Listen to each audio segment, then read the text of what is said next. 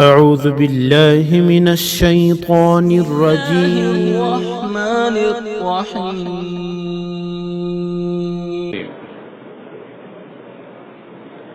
نحمده ونصلي على رسوله الكريم أما بعد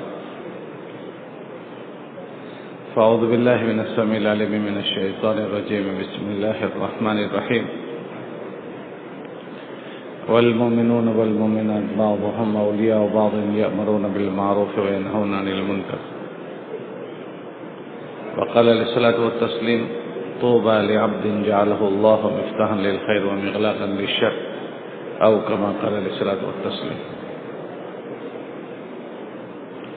بھائی مجمع جوڑنے والی جماعت سے گزارش ہے کہ مجمع کو جوڑ لیں. آپ حضرات قریب آ جائیں، تشریف لے آئیں.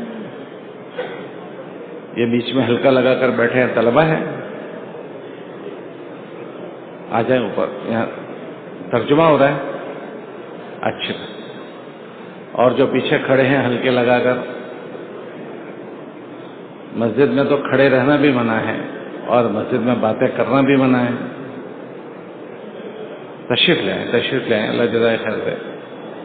ماشاء اللہ آپ حضرات قربانی دے کر آئے ہیں، اپنی سب چیزوں کو آپ حضرات نے چھوڑا ہے، تو تھوڑی سی اور ہمت کر لیں، مجلس میں آ جائیں. اور یہ جو دور دور بیٹھے ہیں مجلس میں آ کر بیٹھ جائیں. مجلس پر اللہ کی رحمت اترتی ہے. ہم مجلس سے کٹ کر نہ بیٹھیں. اگر مجلس میں مل کر بیٹھیں گے تو اللہ کی جو رحمت مجلس پر اترے گی وہ ہم اس میں شریک ہو جائیں گے.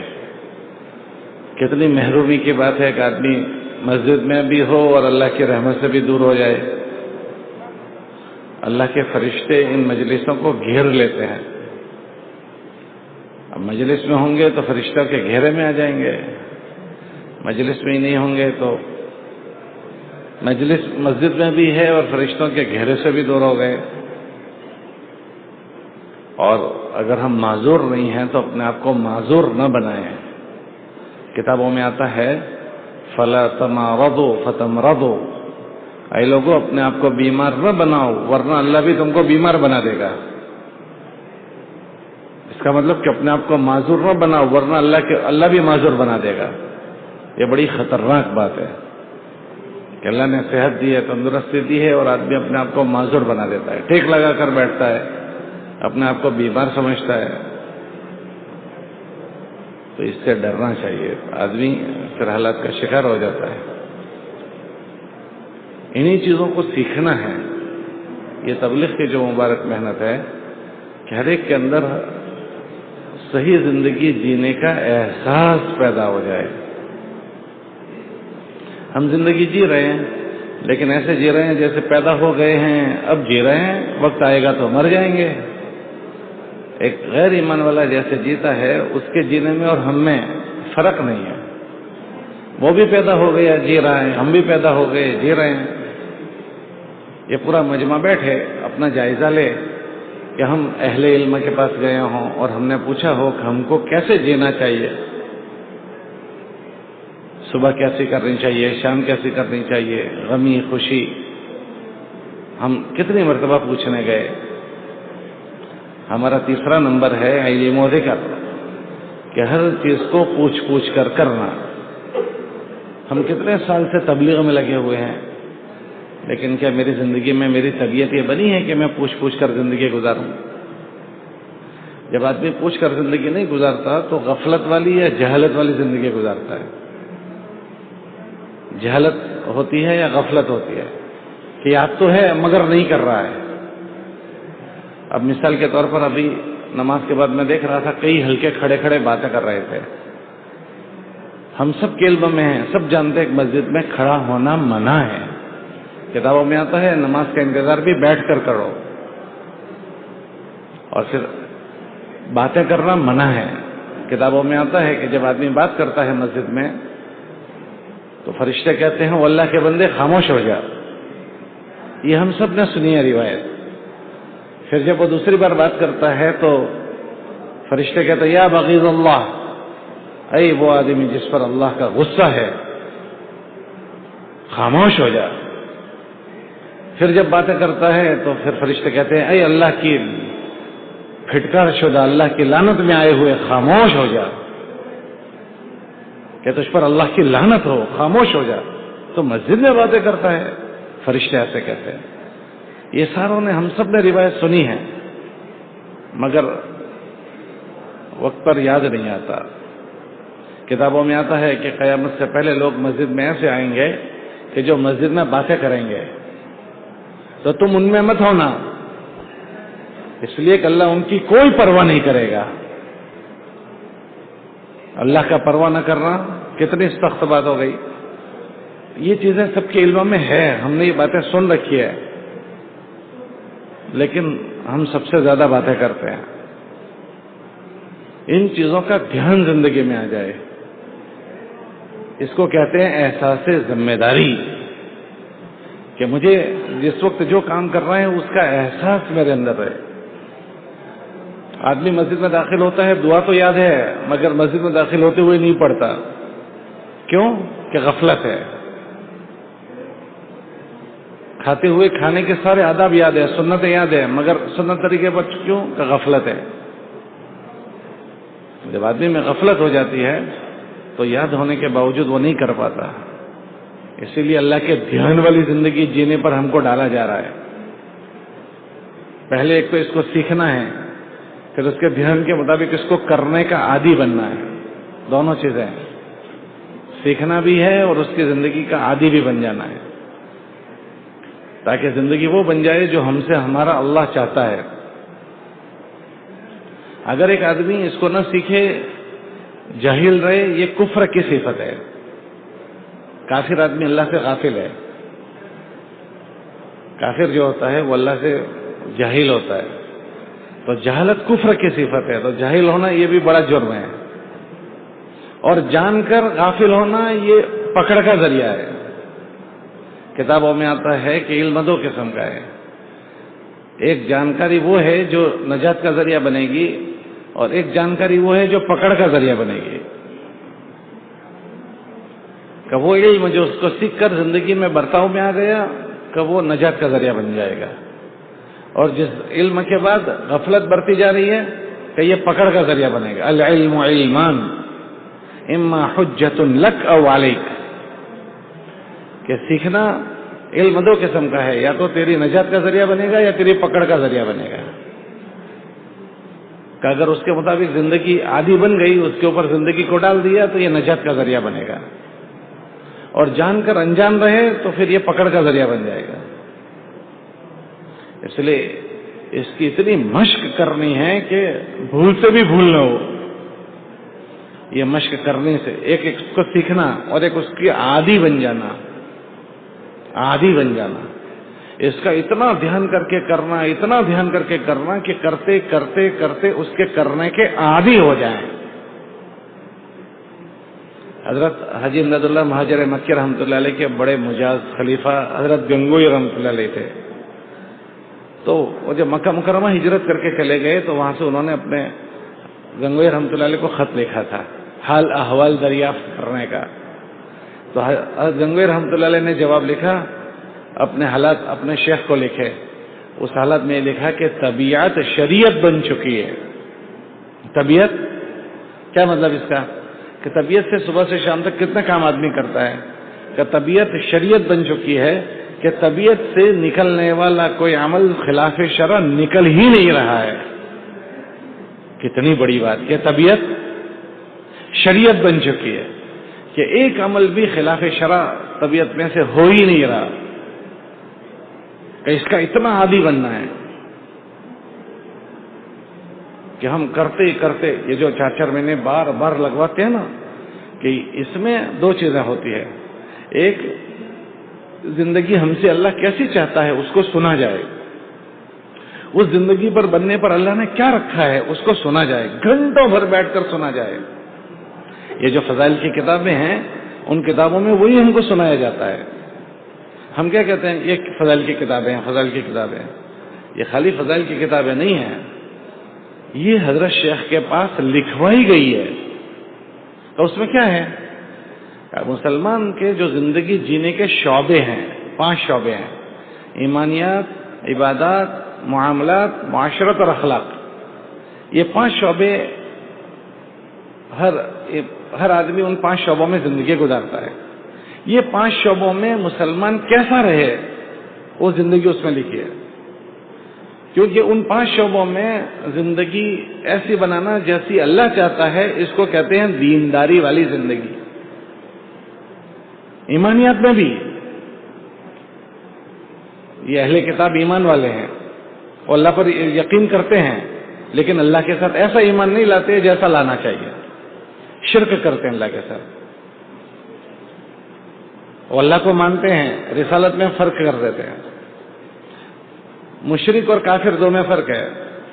بہت سارے مشرک ہوئے جو اللہ کو مانتے ہیں، مالک تو ایک ہی ہے یوں کہتے ہیں. ہمارے وہاں غیر مسلم مالک تو ایک اچھا ہے یوں کہتے ہیں، لیکن رسالت کو نہیں مانتے. جب کوئی بات ہوتی ہے، اللہ قرآن میں ان کی باتیں بیان کرتے ہیں کہ ان کفار مکہ سے پوچھو کہ جب تمہاری کشتی بھور میں آتی ہے تو تم کس کو پکارتے ہو؟ اللہ کو پکارتے ہیں. اللہ نے قرآن میں بیان کیا کہ جب ان کی کشتی بھور میں آ جاتی ہے تو کس کو پکارتے ہیں؟ کہ اللہ کو پکارتے ہیں. تو یہ توحید ان کے اندر ہے، لیکن کہ ان کے ساتھ انہوں نے آمیزش کر دی. تو ایمان بھی وہ اللہ چاہتے ہیں، جو ایمان بھی اللہ کے ساتھ وہ بنانا ہے جو اللہ چاہتے ہیں، بغیر شرک کا، بغیر گناہ کا، بغیر آمیزش کا. وہ کیسا ہے وہ سکھایا گیا، اس کی تعلیم ہے. اس میں ایمان کے 70 سے زیادہ شعبے ہیں. حضرت شیخ نے فضائل صدقات میں اس کو ذکر کیا، فلاں فلاں فلاں فلاں،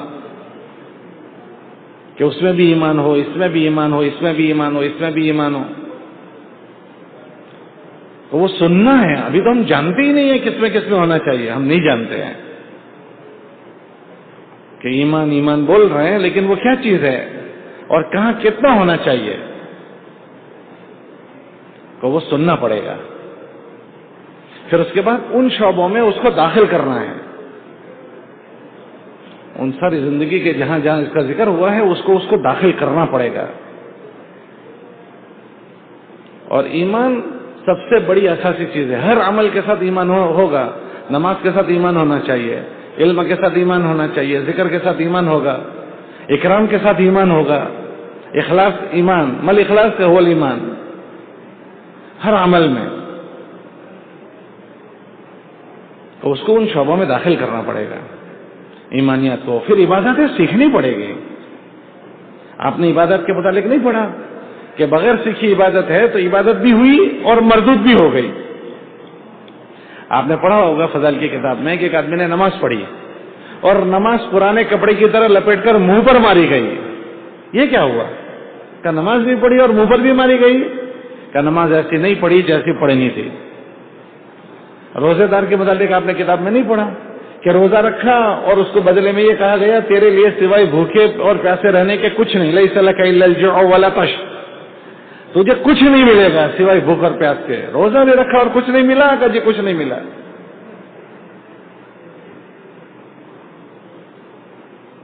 کہ زکات میں من صلی یرائی فقد اشرک من عطا یرائی، کہ خرچ کیا جا رہا ہے، سب سے زیادہ خرچ کرنے والا سب سے پہلے جہنم میں ڈالا جائے گا، کافروں سے بھی پہلے. کہ اتنا بڑا خرچ اس نے کیا مگر جہنم میں ڈالا گیا. کیوں کیا ہوا؟ کہ خرچ کرنا ایسا نہیں ہوا جیسا اللہ چاہتا ہے. تو نماز بھی، روزہ بھی، زکات، حج میں بھی ہے کہ حج میں ایک آدمی اتنا بڑا خرچہ کر کے جا رہا ہے اور وہ کہہ رہا ہے لبیک اللہم لبیک، تو اس کو جواب میں کہا جا رہا ہے لا لبیک ولا سعدیک، کہ تو لبیک مت پڑھ، تیرا لبیک پڑھنا ہمیں پسند نہیں ہے. عمل تو ہوا لیکن عمل ایسا ہے کہ اللہ کو پسند نہیں ہے. حضرت سلیمان علیہ السلام نے اللہ سے دعا مانگی. کیا دعا مانگی؟ کہ اللہ مجھے ایسے عمل کی توفیق دے تو اس سے راضی ہو، ان اعمل صالحا ترضاه، کہ عمل اچھا بھی کروں اور وہ راضی بھی نہ ہو. تو کیا مطلب؟ میں کرسی پر بیٹھا ہوں، اللہ رسول کی بات ہو رہی ہے، تو اچھا عمل ہے. تو کوئی اللہ رسول کی بات کرے تو اچھی چیز ہے، لیکن دکھنے میں تو اچھا ہے، میری نیت دیکھی جائے گی، کرسی پر کیوں بیٹھے ہو. اگر اس سے اللہ راضی ہو حتی ترضا تو یہ میری جنت ہے، ورنہ دین کی بات کرتے کرتے میری جہنم تیار ہو جائے گی.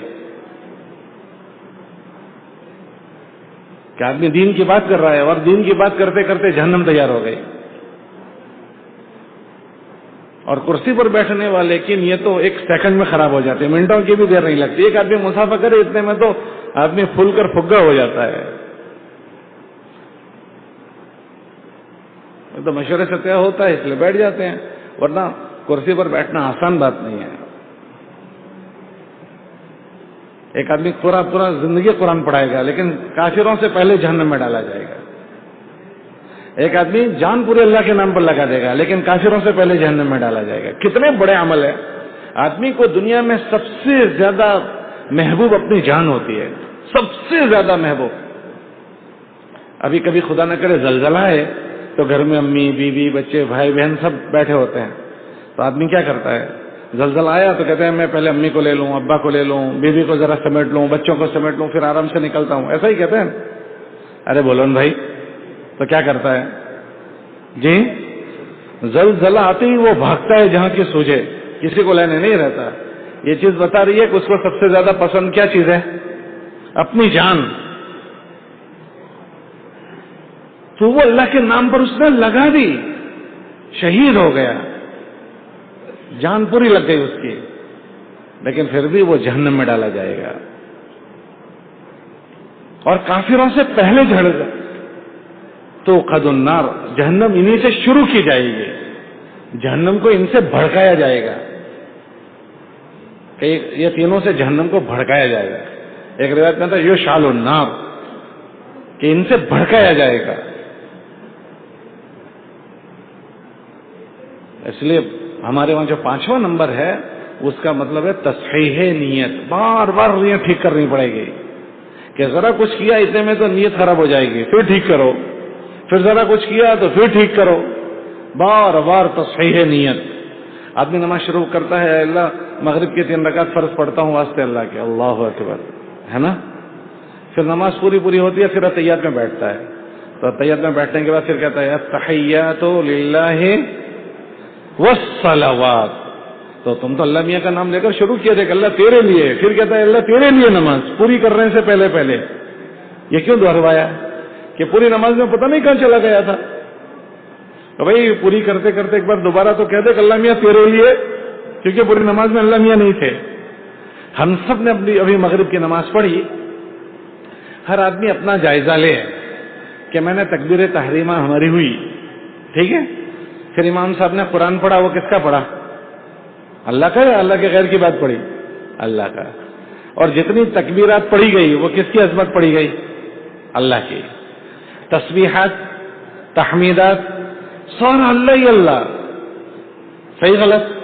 لیکن میں اپنا جائزہ لوں, آپ اپنا جائزہ لو کہ شروع سے لے کر سلام تک مجھے پوری نماز میں نے قرآن اللہ کا سنا, تکبیریں اللہ کی پڑھی, تسبیحات تحمیدات ساری, مجھے اللہ کتنی مرتبہ یاد آیا کہ عمل پورا ہو گیا, جس کے لیے کیا وہ ایک بھی بار نہیں آیا. میں اپنا جائزہ لوں, آپ اپنا جائزہ لیں. تو تحیات میں پھر بیٹھے تو اللہ کہتے ہیں کہ اچھا جاتے جاتے تو کہہ دو کہ اللہ میاں کے لیے نماز, کیونکہ آپ نے پوری نماز میں اللہ کو تو یاد ہی نہیں رکھا, تو جاتے جاتے کہہ دو التحیات للہ والصلوات, اللہ نمازیں بھی تیرے ہی لیے. تو ہم تو اسی کے نام سے شروع کی تھی کہ وہ رہا نہیں بیچ میں. یہ غفلت ہو جاتی ہے. اس کے لیے اس کا دھیان زندگی میں آ جائے. ایک اس کو سمجھنا ہے, ورنہ تو آدمی بے دینی کو دین سمجھتا ہے, بے دینی کو دین سمجھتا ہے. اور جس بے دینی کو اس نے دین سمجھا اس کو سمجھانے کے لیے وہ دلیل پیش کرتا ہے, وہ بے دینی اس کو لے ڈوبتی ہے.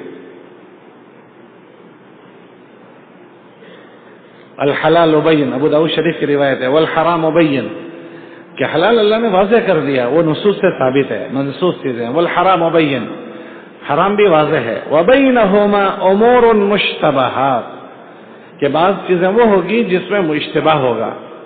فمن اتقى الشبہات فقد استبرأ لدینہ, جو ان شبہ والی چیزوں سے بچے گا وہ اپنے دین کو بچا کر لے کر جائے گا.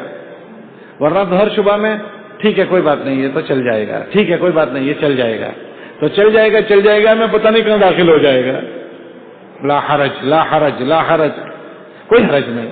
اس کی گنجائش ہے، کوئی بات نہیں، تو پتہ نہیں کہاں سے کہاں چلا جائے.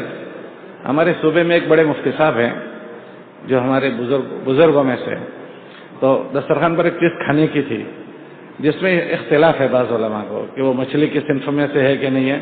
تو مفتی صاحب سے پوچھنے لگے ایک صاحب کہ یہ کھائیں، تو خاموش رہے.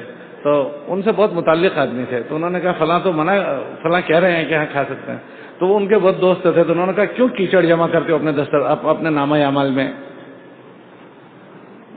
مطلب وہ نہیں کھاؤ گے تو مر تو نہیں جاؤ گے نا.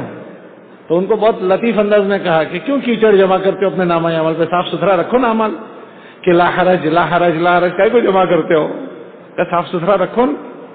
جب آدمی محتاط نہیں ہوتا پھر یہ چیزیں داخل ہو جاتی ہے کہ لا حرج کا دروازہ کھل گیا تو پتہ نہیں کیا کیا چیزیں داخل ہو جاتی ہے. تو یہ فرمایا جو مشتبہات چیزوں سے اپنے آپ کو بچائے گا وہ اپنا دین بچا کر جائے گا. ہاں تو چالے آنو تو اٹلی تو گنجائش ہے.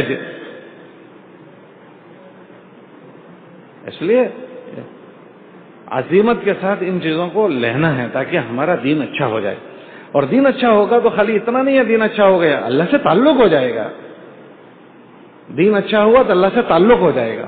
اور یہ ہمارا سب سے بڑا سرمایہ ہے کہ ہماری دوستی اللہ سے ہو جائے، ہمارا تعلق اللہ سے ہو جائے. اگر اللہ سے تعلق ہو گیا تو کہ یہ ساری دنیا کی ہمیں کوئی پرواہ نہیں، پھر اللہ ہمارے کافی ہو جائیں گے، اللہ ہمارے حامی ہو جائیں گے، ناصر ہو جائیں گے. آپ حضرات صحابہ کی زندگی کو دیکھو، سب سے بڑی جو چیز ان کو ملی ہے وہ یہ کہ ہر ایک کا تعلق اللہ سے ہو گیا، ہر آدمی کی دوستی اللہ سے ہو گئی، کہ وہ اس زندگی پر آ گئے جس زندگی سے اللہ راضی ہوتا تھا. پھر جب کوئی بات پیش آئی تو ان کے سارے مسائل کے لیے وہ اپنے اللہ سے کہتے تھے. اور ایسی دنیا کی چیزیں ہیں کہ جس کو کوئی سوچ نہیں سکتا. ایک صحابی رضی اللہ تعالیٰ عنہ نے زمین خریدی، اس زمین میں پانی نہیں ہے. تو ان کے غلام نے کہا کہ اس زمین میں پانی نہیں ہے. اب آدمی سوچنے کے بعد دوسرا آگے کیا اسٹیپ لے گا؟ اچھا تو پھر اب کیا کرنا چاہیے؟ ان کا پہلا جواب یہ ہے کہ اس زمین میں پانی نہیں، مصلی بچھاؤ اللہ سے کہیں گے، مصلی بچھاؤ اللہ سے کہیں گے. تو مصلی بچھایا اور 2 رکعت نماز پڑھی اور اپنے غلام سے کہا یہاں کدال لگاؤ. اور کدال لگایا تو کدال لگاتے ہی پانی ایک دم ابلنے لگا. اللہ سے کیا تعلق ہو گیا، کتنی بڑی دوستی ہو گئی، اللہ سے کہہ دیا. ایک صحابی نے زمین خریدی تو ان کا غلام کہنے لگا آقا کیا اس میں تو پانی بھی نہیں ہے. تو کہا اچھا اللہ سے کہہ دیں گے. تو 2 رکعت نماز پڑھ رہے ہیں. کہا دیکھو کوئی بادل آیا؟ کہا جی نہیں. پھر 2 رکعت نماز پڑھ رہے ہیں. کہا جی کوئی بادل آیا؟ کہا جی نہیں. کہا جی ایک بادل نظر آیا ہے، کبوتر کے پر جتنا ہے. کبوتر کتنا ہوتا ہے؟ ایک مٹھی میں ہی آ جائے گا. پھر اس کا ایک پر کتنا چھوٹا ہوتا ہے، پھر اس پر میں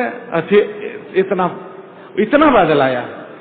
وہ آیا اور برسا، موسلا دھار بارش برس. انہوں نے اپنے غلام کو اپنا گھوڑا دیا. بھائی زمین چھوٹی ہوگی تو گھوڑا دیں گے یا بڑی ہوگی تو گھوڑا دیں گے؟ ارے بولو بھائی. انہوں نے گھوڑا دیا کہ جاؤ دیکھ کر آؤ کہ پانی کہاں برسا ہے. تو وہ گھوڑا لے کر گئے اور دیکھ کر آئے. اور پھر کہا آقا ہمارے کھیت کے باہر کہیں ایک بالش پانی نہیں برسا ہے، سارا ہی ہمارے کھیت میں برسا ہے. کہ اب دنیا کی ساری ٹیکنالوجی اور دنیا کی ساری طاقتوں والے کیا یہ کر سکتے ہیں؟ کہ یہ وہ کر سکتا ہے جو اس کے مالک کے ساتھ تعلق رکھتا ہو. کہ بادلوں کا مالک اللہ ہے، بارش کے مالک اللہ ہے. دنیا میں کسی کو کسی سے پہچان ہوتی ہے تو وہ کہتے جاؤ میرا نام لے لینا ہے، پرچی لکھ دیتا ہے کہ لو میری پرچی لے جانا. گجراتی میں اس کو کہتے ہیں اوڑکھان موٹی کھان. یہاں چونکہ اکثر گجراتی مجمع اس لیے میں نے مثال دی. اوڑکھان مانی پہچان، موٹی کھان، کھان کہتے ہیں مائنس کو، کہ پہچان سے آدمی اندر سے چیزیں نکالتا ہے، یوں ایک محاورہ بنے. اللہ سے اوڑکھان ہو گئی، اللہ سے پہچان ہو گئی. جیسے لوگوں کے پہچان سے لوگ لوگوں کے کام بنواتے ہیں، ایسے اگر اللہ سے پہچان ہو جائے پھر اللہ سے آدمی کام بنواتا ہے. اور یہ چیز جو حضرت صحابہ کو ملی تھی یہ خالی ان کے ساتھ خاص نہیں ہے، یہ چیز ان کے ساتھ خاص نہیں. قیامت تک کے لوگوں میں جو اپنی زندگی ایسی بنائے گا اللہ کی یہ تائید اور یہ نصرت ان کے ساتھ ایسے ہی ہوگی جو قرن اول میں ہوئی تھی.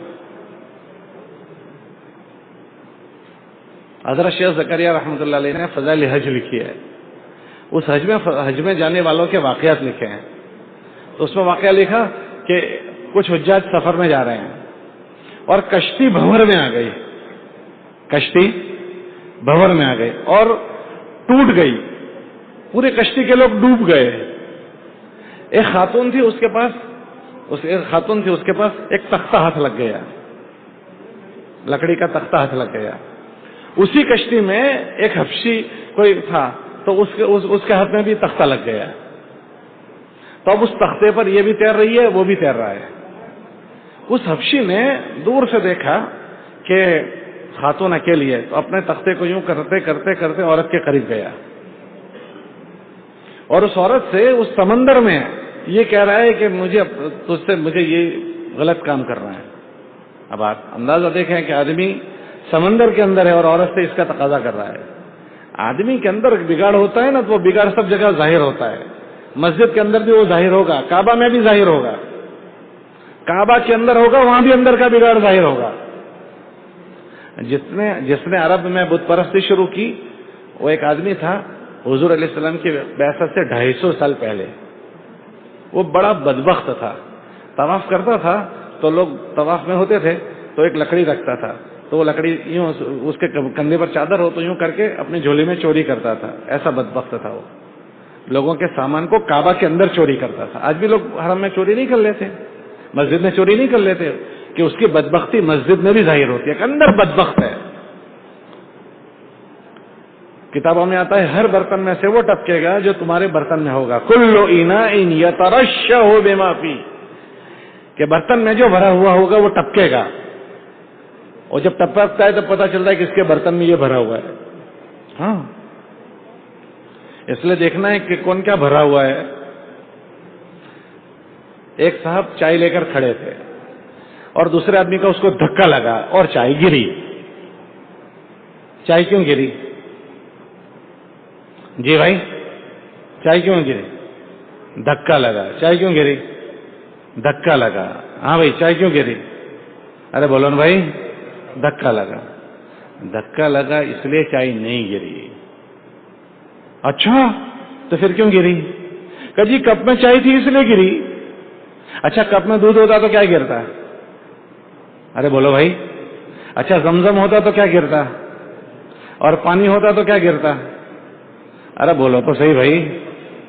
پانی ہوتا تو, اور زمزم ہوتا تو, اور شراب ہوتی تو چائے گرتی. کپ میں چائے تھی اس لیے گری. اگر دودھ ہوتا تو دودھ گرتا, اور زمزم ہوتا تو ایسے زندگی میں دھکے تو سب کو لگتے ہیں. کبھی بیوی کا دھکا, کبھی بچوں کا دھکا, کبھی پڑوسی کا دھکا, کبھی پارٹنر کا دھکا, کبھی مسجد میں کسی کا دھکا. دیکھنا یہ ہے کہ اس کے اندر سے کیا چھلکتا ہے. دھکے تو زندگی میں بہت لگتے ہیں, نہیں لگتے دھکے؟ 50 دھکے لوگوں کو لگیں گے, لیکن دیکھنا یہ ہے کہ ہمارے کپ میں کیا بھرا ہوا ہے. تو دھکے تو لگیں گے, لیکن اس دھکے سے گر کیا رہا ہے وہ دیکھنا ہے. اس غلام کے دل میں گندگی بھری ہوئی تھی, پوری کشتی ڈوب گئی, پوری کشتی ڈوب گئی, اور اس کے اندر گندگی تھی تو وہ چھلکی. کل اناء یترشح بما فی, ہر برتن میں سے وہ چیز ٹپکے گی جو برتن میں بھری ہوئی ہے. تو اس کے برتن میں گند بھری ہوئی تھی تو وہ ظاہر ہوئی. تو عورت نے کہا کہ اللہ سے ڈر, تو نہیں دیکھتا پوری کشتی ڈوب گئی ہے. تو جب آدمی اس کے اوپر شہوتیں غالب ہو جاتی ہیں تو اللہ کے اوامر دب جاتے ہیں. کتابوں میں دیکھیں حفت النار بالشہوات, کہ جہنم کو شہوتوں سے ڈھانپ دیا گیا. حفت الجنت بالمکارہ, کہ جنت کو مکارہ سے ڈھانپ دیا گیا اور جہنم کو شہوتوں سے. کہ آدمی کی جی کی چاہت ہوتی ہے, اس جی کی چاہت میں وہ اللہ کو ناراض کرتا ہے. جی کی چاہت کہ مجھے اچھا لگتا ہے, اس کو شہوت کہتے ہیں. آدمی تو اللہ کا امر دیکھے گا کہ مجھے اچھا لگتا ہے. آج کل تصویر بنانے کا بہت رواج بن گیا, فوٹو لیتے ہیں, اچھا لگتا ہے. اکثر النار عذابا یوم القیامت المصورون, کہ سب سے زیادہ اشد الناس عذابا, کہ سب سے زیادہ سخت عذاب والا وہ ہوگا جو تصویریں بناتا ہے. میں کیوں بنا رہے ہو؟ کہ مجھے یادگار رہے گی. یہ کیوں بنا رہے ہو؟ کہ جو مجھے اچھی لگ رہی ہے. یہ اس کو شہوت کہتے ہیں. اس کے پیچھے کیا ہے کہ پہلا قدم شہوت پر رکھو، پھر دوسرا قدم سیدھا جہنم میں جائے گا. حفت النار بالشہوات، کہ شہوت پر پہلا قدم اور دوسرا قدم سیدھا جہنم میں. اور بہت ساری چیزیں کرنے میں طبیعتوں میں ناگواریاں پڑتی ہے کہ وہ کر گزرو، کہ فلاں گناہ چھوڑنے میں بوجھ پڑ رہا ہے کہ چھوڑ دو. کہ حفت الجنت بالمکارہ، کہ جو تمہیں ناپسندیدہ ہے اس پر قدم رکھ دو، دوسرا قدم سیدھا جنت میں ہے. تو اس کو شہوت غالب تھی، اس آدمی کو شہوت غالب تھی. تو وہ عورت کہنے لگی کہ تم نہیں دیکھتے ہو یہ پوری کشتی ڈوب گئی ہے، اللہ نے ہم کو بچا لیا. تو وہ جب آدمی کے اوپر شہوت غالب ہو جاتی ہے تو ایسا ہوتا ہے جیسے شراب کے نشے میں آدمی آ جاتا ہے. شراب کے نشے میں اس کو ہوش نہیں رہتا کون امی کون بیوی، کیا صحیح کیا غلط، کہ نشے میں آ گیا. ایسے شہوت کا نشہ ہو جاتا ہے کہ وہ چیز کی ایسی دھن چڑھی، آدمی کو بات چیز دیکھنے کا موبائل میں شوق چڑھ گیا تو مسجد میں بیٹھ کر دیکھتا ہے. گیم کھیلنے کا شوق چڑھ گیا، حرم شریف میں بیٹھ کر کرتا ہے. حرم شریف. ہم لوگ مزدلفہ میں تھے تو میں نے دیکھا جوان بچے تاش کھیل رہے تھے، مزدلفہ کی رات میں تاش کھیل رہے ہیں کہ چڑھی ہوئی ہے دماغ پر. تو دماغ پر چڑھ گئی شہوت، اس پر وہ لگام نہیں کر پاتا، جیسے بے قابو گھوڑا ہو گیا، اب اس کو لگام نہیں کر پا رہا. تو آدمی حرم شریف میں گناہ کرتا ہے، حضور کی مسجد میں آدمی تھرا جائے، یوں تھرا جائے، صلاۃ و سلام پڑھنے جائے. حضرت شیخ نے آداب مسجد لکھے ہیں حضور کی خدمت میں حاضری کے، تو اس میں انہوں نے اپنا واقعہ لکھا. اتنے سال مدینہ منورہ میں رہا ہوں لیکن کبھی سامنے جا کر سلام پڑھنے کی ہمت نہیں ہو رہی ہے. قدموں کی طرف سے سلام پڑھتا ہوں کہ کیا منہ لے کر حضور کو سلام پڑھنے جاؤں. تھرا جائے آدمی. کہ وہاں حضور کا روزہ مبارک ہے، وہاں حضور کا محراب رکھا ہوا ہے اور منبر کا، میری کبھی ہمت نہیں ہوئی کہ اس میں محراب میں کھڑے ہو کر میں 2 رکعت پڑھوں، کن قدموں کے ساتھ حضور کے مصلی پر میں کھڑا ہو جاؤں. وہاں آدمی اتنا بے خوف ہو جاتا ہے کہ وہاں سیلفی لیتا ہے، بے خوف ہو گیا جہاں آدمی تھرا جائے. تو جب آدمی کے اوپر شہوتیں غالب ہو جاتی ہے تو یہ سب کچھ ہوتا ہے. تو اس آدمی نے کہا کہ نہیں، میں تو اپنا تقاضا پورا کروں گا. تو اس عورت کے پاس بچہ تھا تو اس نے اس بچے کو یوں چونٹی بھر لی تاکہ وہ روئے. تو اس آدمی نے ان سے کہا کہ اس عورت نے کہ دیکھیے بچہ رو رہا ہے. تو جب آدمی بدبختی پر جاتا ہے اور شہوت غالب آ جاتی ہے پھر اس سے آگے کے گناہ کرتے ہیں. نیکی نیکی کو کھینچتی ہے اور گناہ گناہ کو کھینچتا ہے. یہ اصولی بات ہے. ایک آدمی نیکی کرے گا، پھر دوسرے نیکی کی. مسجد میں آ رہے ہیں تو وضو کر کے آدمی آیا تو ایک نیکی کی اس نے، اب اس کے جی میں آئے گا کہ میں 2 رکعت پڑھ لوں کیونکہ وضو ہے. اب وہ خالی بیٹھا ہوگا تو اس کے جی میں آئے گا کہ میں 2-4 رکوع پڑھ لوں، تسبیح پڑھ لوں. کہ نیکی نیکی کو کھینچتی ہے اور گناہ.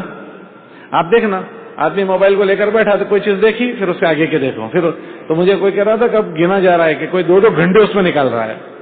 وہ کچھ کہا اس نے، میں نام نہیں مجھے آتا نہیں، انہوں نے کہا وہ چیزیں دیکھنے میں لوگ 2-2 گھنٹے لگا دیتے. ایک چیز دیکھی پھر اس کے بعد کے دیکھو، پھر اس کے بعد کی آدھا گھنٹہ 1 گھنٹہ 2-2 گھنٹے اس میں لگ گئے. کہ گناہ گناہ کو کھینچتے ہیں، نیکی نیکی کو کھینچتی ہے. تو اس آدمی کو اس عورت نے کہا کہ دیکھیے بچہ رو رہا ہے. تو اب اس کو ایک گناہ کا تقاضا پیدا ہوا. اب اس کو پورا کرنے میں اگر بچہ رکاوٹ بیچ میں بنے گا تو اس رکاوٹ کو کیسے ختم کرنا؟ تو اس رکاوٹ کو ختم کرنے کے لیے دوسرا گناہ کرو. آدمی مقروض ہو جاتا ہے تو اپنی پتہ نہیں لایا نہیں اور خرافات کی وجہ سے. اللہ نے ورنہ سب کی پیٹ کے تو وعدے کیے ہیں، اس میں کبھی آدمی مقروض نہیں ہوتا. پیٹی کے مسئلے میں مقروض ہو جاتا ہے. اللہ نے پیٹی کا وعدہ نہیں کیا، پیٹ کا وعدہ کیا ہے. اور پیٹی کو بنانے میں آدمی مقروض ہو جاتا ہے کہ اتنا کروں اتنا کروں اتنا کروں اتنا کروں. ورنہ پیٹ کا کھانا تو اللہ سب کو پہنچاتا ہے. ہم لوگ بنگلے والی مسجد میں ایک مرتبہ تھے، یہ ہمارے مولوی یاسین صاحب اور ہم سب. تو عشاء کے بعد ہم ٹہلنے نکلتے تھے وہاں.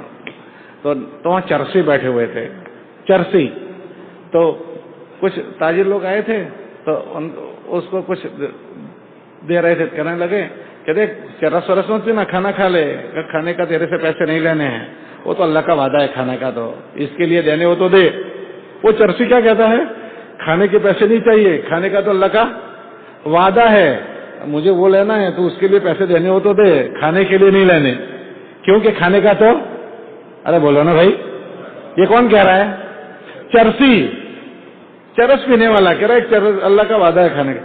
تھوڑی دیر ہوئی کہ وہ حضرات سامنے ایک ہوٹل تھی، وہاں کھانے بیٹھے تھے اور کھانے بیٹھے، کھانا ان کا لگا، اتنے میں فون آیا ان کا، پتہ نہیں کیا ہوا، تو فوراً بھاگے وہاں سے نکلے، تو سارا کھانا تھا وہ پیک کروایا اور باہر دیکھنا کون، تو وہ چرسی بیٹھے ہوئے تھے، تم کو دے دیا، تو کیا دیکھا کھانے کا اللہ کا وعدہ ہے، پورا ہو گیا سامنے ہوٹل میں سے کھانا، اب وہ آفیسرس لوگ تھے، اب ان کے لیے اپنا VIP کھانا نکالا ہوا تھا اور پتہ نہیں کوئی فون آ گیا تو ان کو اٹھ کر جانا پڑا، تو انہوں نے کہا اس کو پیک کر دو، تو پیک کیا اور باہر نکلے تو دیکھا کہ کون بیٹھے ہوئے ہیں، کچھ فقیر لوگ بیٹھے ہوئے، وہ سب کون بیٹھے تھے، چرسی، تو انہوں نے کہا لو یہ کھا لینا، تو وہ کہنے لگے دیکھ لیا بھائی کھانا، کہ اللہ کا وعدہ ہے اس کا، آدمی اس میں کبھی حالات میں نہیں آتا، حالات میں اس وقت آتا ہے جب اس سے زیادہ کی ریس لگاتا ہے، دوڑ لگاتا ہے، لوگوں کو دیکھ کر اپنا گھر بنانا ہے، اس کا گھر ایسا تو میرا گھر ایسا، اس کے بچے ایسے تو میرے بچے کیسے، اس کی گاڑی ایسی تو میری گاڑی ایسی، ان کا موبائل ایسا تو میرا موبائل ایسا،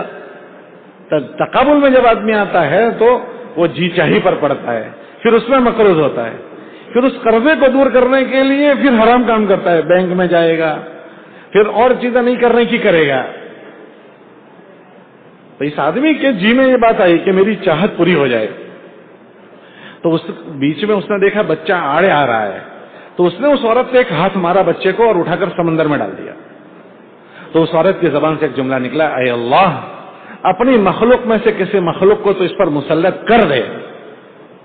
فوراً سمندر میں سے ایک جانور نکلا اور جانور نکل کر اس کو نوالا بنا کر اٹھا کر لے کر چلا گیا.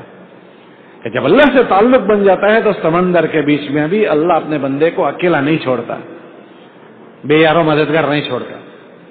اس دین کی محنت سے آدمی اس اللہ سے تعلق والا بن جاتا ہے.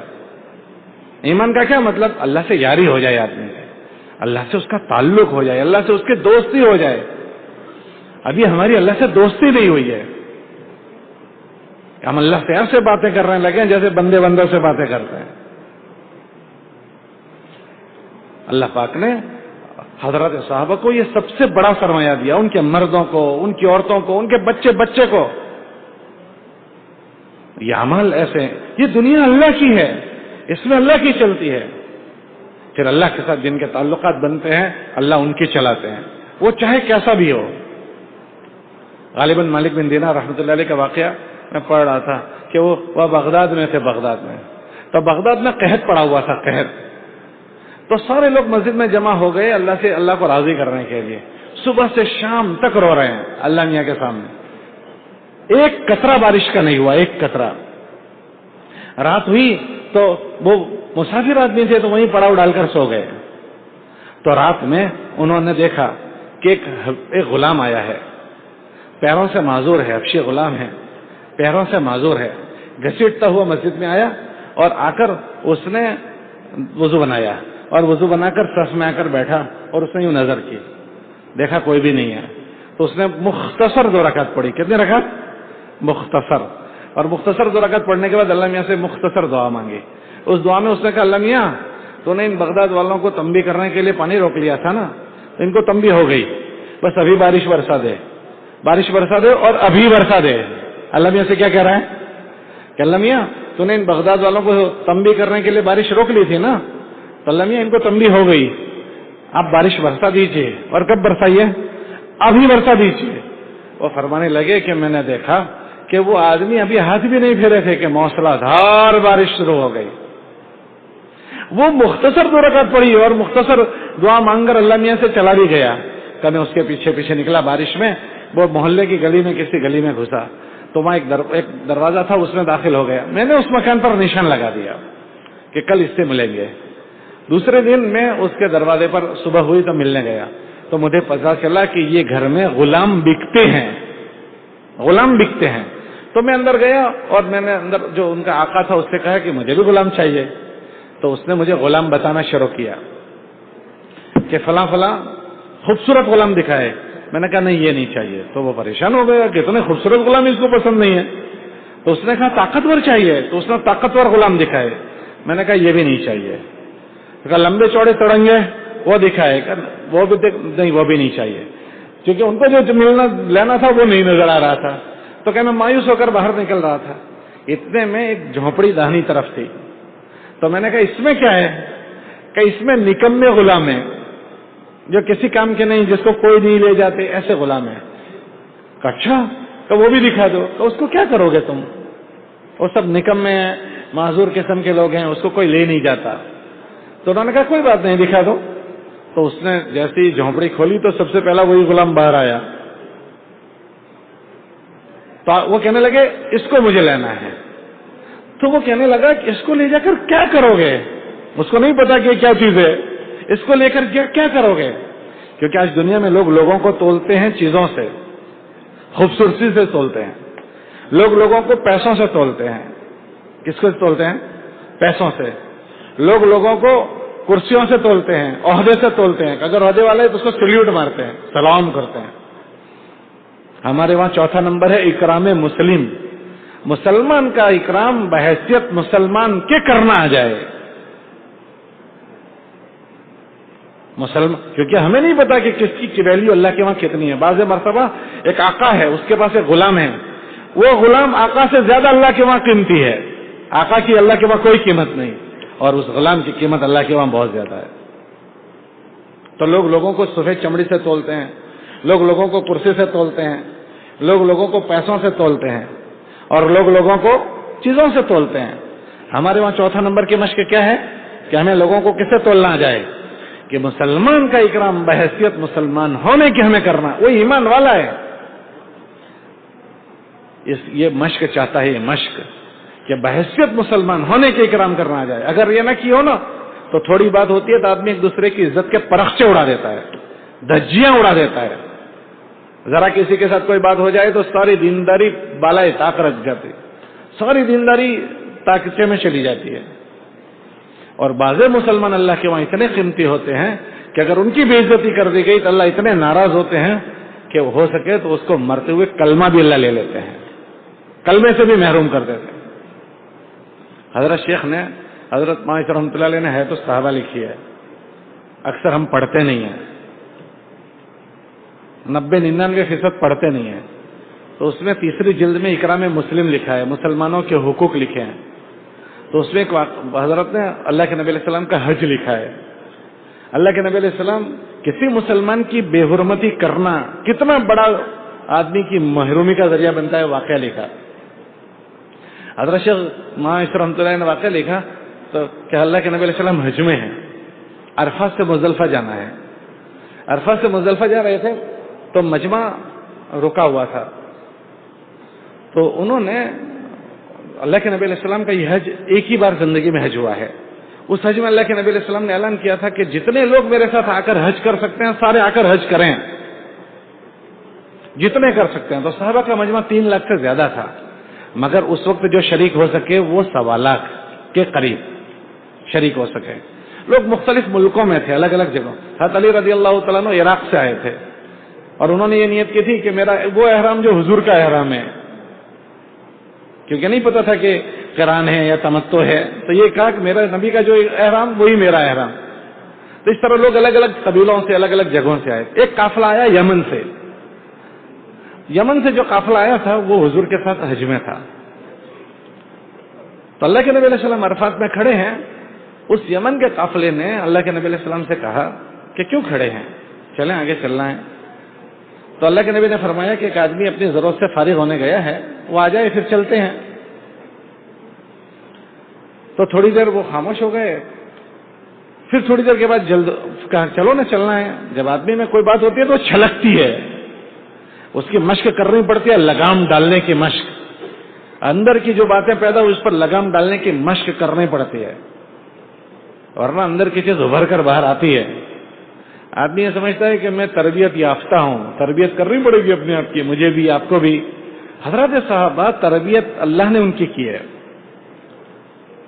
اور ہم سب سے اللہ پاک نے وہ زندگی تک پہنچنے کا تقاضا کیا ہے. ہماری ایک زندگی وہ ہے جو ہم جی رہے ہیں، ہم وہ جو زندگی جی رہے ہیں جس پر ہم راضی ہو گئے ہیں. ہر آدمی اپنے عمل پر اپنے آپ کو ٹھیک سمجھتا ہے کہ میں اب کمپلیٹ ہوں.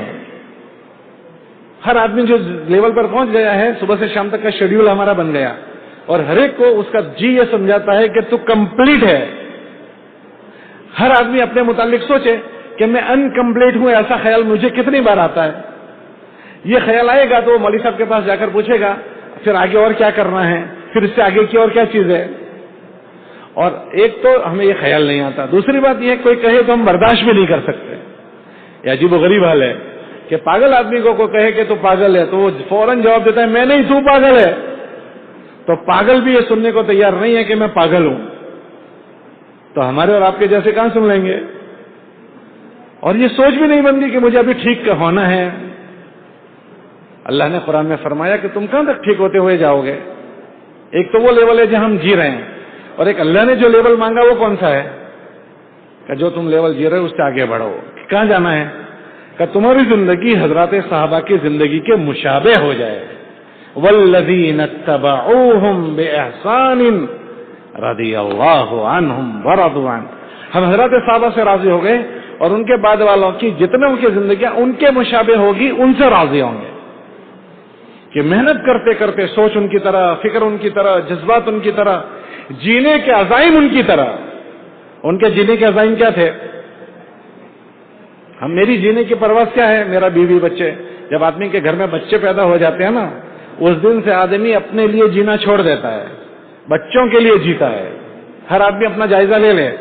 میری ابھی سوچ کیا ہے کہ پہلے بچے نہیں ہیں تو بچے ہوں، اور بچے ہو جائیں تو میرے سامنے میرے بچوں کی تعلیم اچھی ہو جائے، میرے بچے ویل سیٹ ہو جائیں. اور اگر وہ سیٹ ہو جائیں تو یہ اس کی منتہا معراج یہ ہے. آدمی اپنے بچوں کے لیے جیتا ہے، اس کے لیے جو کرنا پڑے وہ کرتا ہے. کیا ہماری سوچ ہم دیکھ لیں. اور حضرات صحابہ کے جینے کے عزائم کیا تھے؟ صحابہ فرماتے ہیں ہممنا الآخرہ، کہ ہمارے عزائم آخرت ہے. آخرت کے لیے بیوی لگانی پڑے گی، بیوی کو لگا دیں گے. آخرت کے لیے بچوں کو لگانا پڑے گا، بچوں کو لگا دیں گے. اور آخرت کے لیے اپنی جان لگانی پڑے گی تو جان لگا دیں گے. فداک ابی و امی یا رسول اللہ، صحابہ کا عام جملہ تھا کہ اللہ کے نبی علیہ السلام آپ ایسی ذات اقدس ہیں کہ آپ پر اپنے ماں باپ کو ہم قربان کر سکتے ہیں. اور اس کے واقعات انہوں نے کر کے دکھایا کہ اگر قربان کرنا پڑا کر دیں گے، کہ ہماری آخرت بننی چاہیے. آخرت وہ کہتے تھے ہممنا الآخرہ، ہمارے عزائم آخرت ہے. کیسے کر کے دکھایا؟ آپ نے بدر کا واقعہ پڑھا ہے. بدر کے واقعے میں، بدر میں جو صحابہ شریک ہوئے ان کے جو فضائل ہے اس کے بعد اور وہ فضائل اور کسی کے بھی نہیں. اللہ کے نبی علیہ السلام نے جو بدر والوں کے فضائل سنائے کہ آج کے بعد بدر والے کچھ بھی نہ کریں تو وہ بخشائے ہیں. تو اس کے بعد بہت ساری لڑائیاں ہوئی تو ان میں شرکت کرنے والوں کو وہ نہیں ملا، کرنا ہے وہ نہیں ملا. ان کے نام سے کوئی دعائیں کرے تو ان کی دعائیں قبول ہے. بدر والوں کے نام سے دعائیں قبول ہے نا، ان کا وسیلہ کے لے کر دعائیں کرنا. تو ایسی کیا چیز تھی بدر والوں میں کہ بدر والوں نے اللہ کے لیے وہ کر کے دکھایا جو کوئی نہیں کر سکتا. کہ کیا کیا؟ کہ بدر میں حضرات صحابہ 313 تھے، 6 تلواریں اور 8 گھوڑے، اور سامنے 1000 کا لشکر ہے اور ہتھیاروں سے لیس ہے اور مقابلے کے لیے آئے ہیں. تو ظاہر میں فتح پانے کی کوئی شکل نہیں ہے. اور 6 تلواروں کے ساتھ مقابلہ ہوتا ہے، 8 اور 1000 کا مقابلہ، اور 313. اور پھر سب سے بڑی بات جو تھی وہ یہ تھی، جو یہ کہتے تھے نا اللہ کے نبی علیہ السلام آپ پر ہمارے ماں باپ قربان، فداک ابی و امی یا رسول اللہ. اگر دین کا تقاضا آیا اور آپ کے لیے جان مال لگانا کا دور کی بات ہے، اگر ماں باپ بھی لگانے پڑے ماں باپ کو لگا دیں گے. فداک ابی و امی یا رسول اللہ، اللہ کے نبی آپ پر ماں باپ قربان ہے. کہ بدر میں یہ ہوا تھا. کیا ہوا تھا؟ کہ اللہ کے نبی علیہ السلام کے ساتھ جو مجمع تھا اس مجمع کو لڑنا تھا، لیکن جن سے لڑنا تھا وہ کون تھے؟ کہ اللہ کے نبی علیہ السلام یہاں ہیں تو داماد سامنے ہیں، اب مارو، کس کو مارو گے؟ اللہ کے نبی یہاں ہیں اور سامنے چچا ہے، مارو، کس کو مارو گے؟ چچا کو. ابو عبیدہ رضی اللہ عنہ یہاں ہیں، سامنے ان کا ابا ہے، مارو، کس کو مارو گے؟ مصعب ابن عمر یہاں ہیں، سامنے کون ہے؟ کہ ان کے بھائی ہیں. ابو بکر صدیق یہاں کھڑے ہیں، سامنے کون ہے؟ کہ ان کا بیٹا عبد الرحمن ہے. کہ مارو، کس کو مارو گے؟ کہ تلوار اٹھے گی تو کسی کے بھائی پر، کسی کے ابا پر، کسی کے داماد پر. اور انہوں نے اٹھا کر بتائی کہ تم سب چھوٹے ہو اللہ کے مقابلے میں. اگر تم کلمے والے ہو تو ہمارے ہو، کلمے والے ہو تو ہمارے، تمہیں سے کوئی مطلب نہیں ہے، تم کون ہو؟ حضور کے چچا کو قید کیا گیا، حضور کے داماد کو قید کر کے لایا گیا۔ ابو عبیدہ رضی اللہ تعالیٰ عنہ نے ایک آدمی کو دیکھا کہ صفیں چیر کر صفیں پھاڑ رہا ہے، تو وہ پیچھے پڑے اور پیچھے جا کر چھلانگ لگائی اور اس کے سر پر یوں تلوار ماری، 2 ٹکڑے کر کے گرا دیا۔ تو کسی آدمی نے دیکھا کہ ابو عبیدہ انہوں نے کس کو مارا ہے؟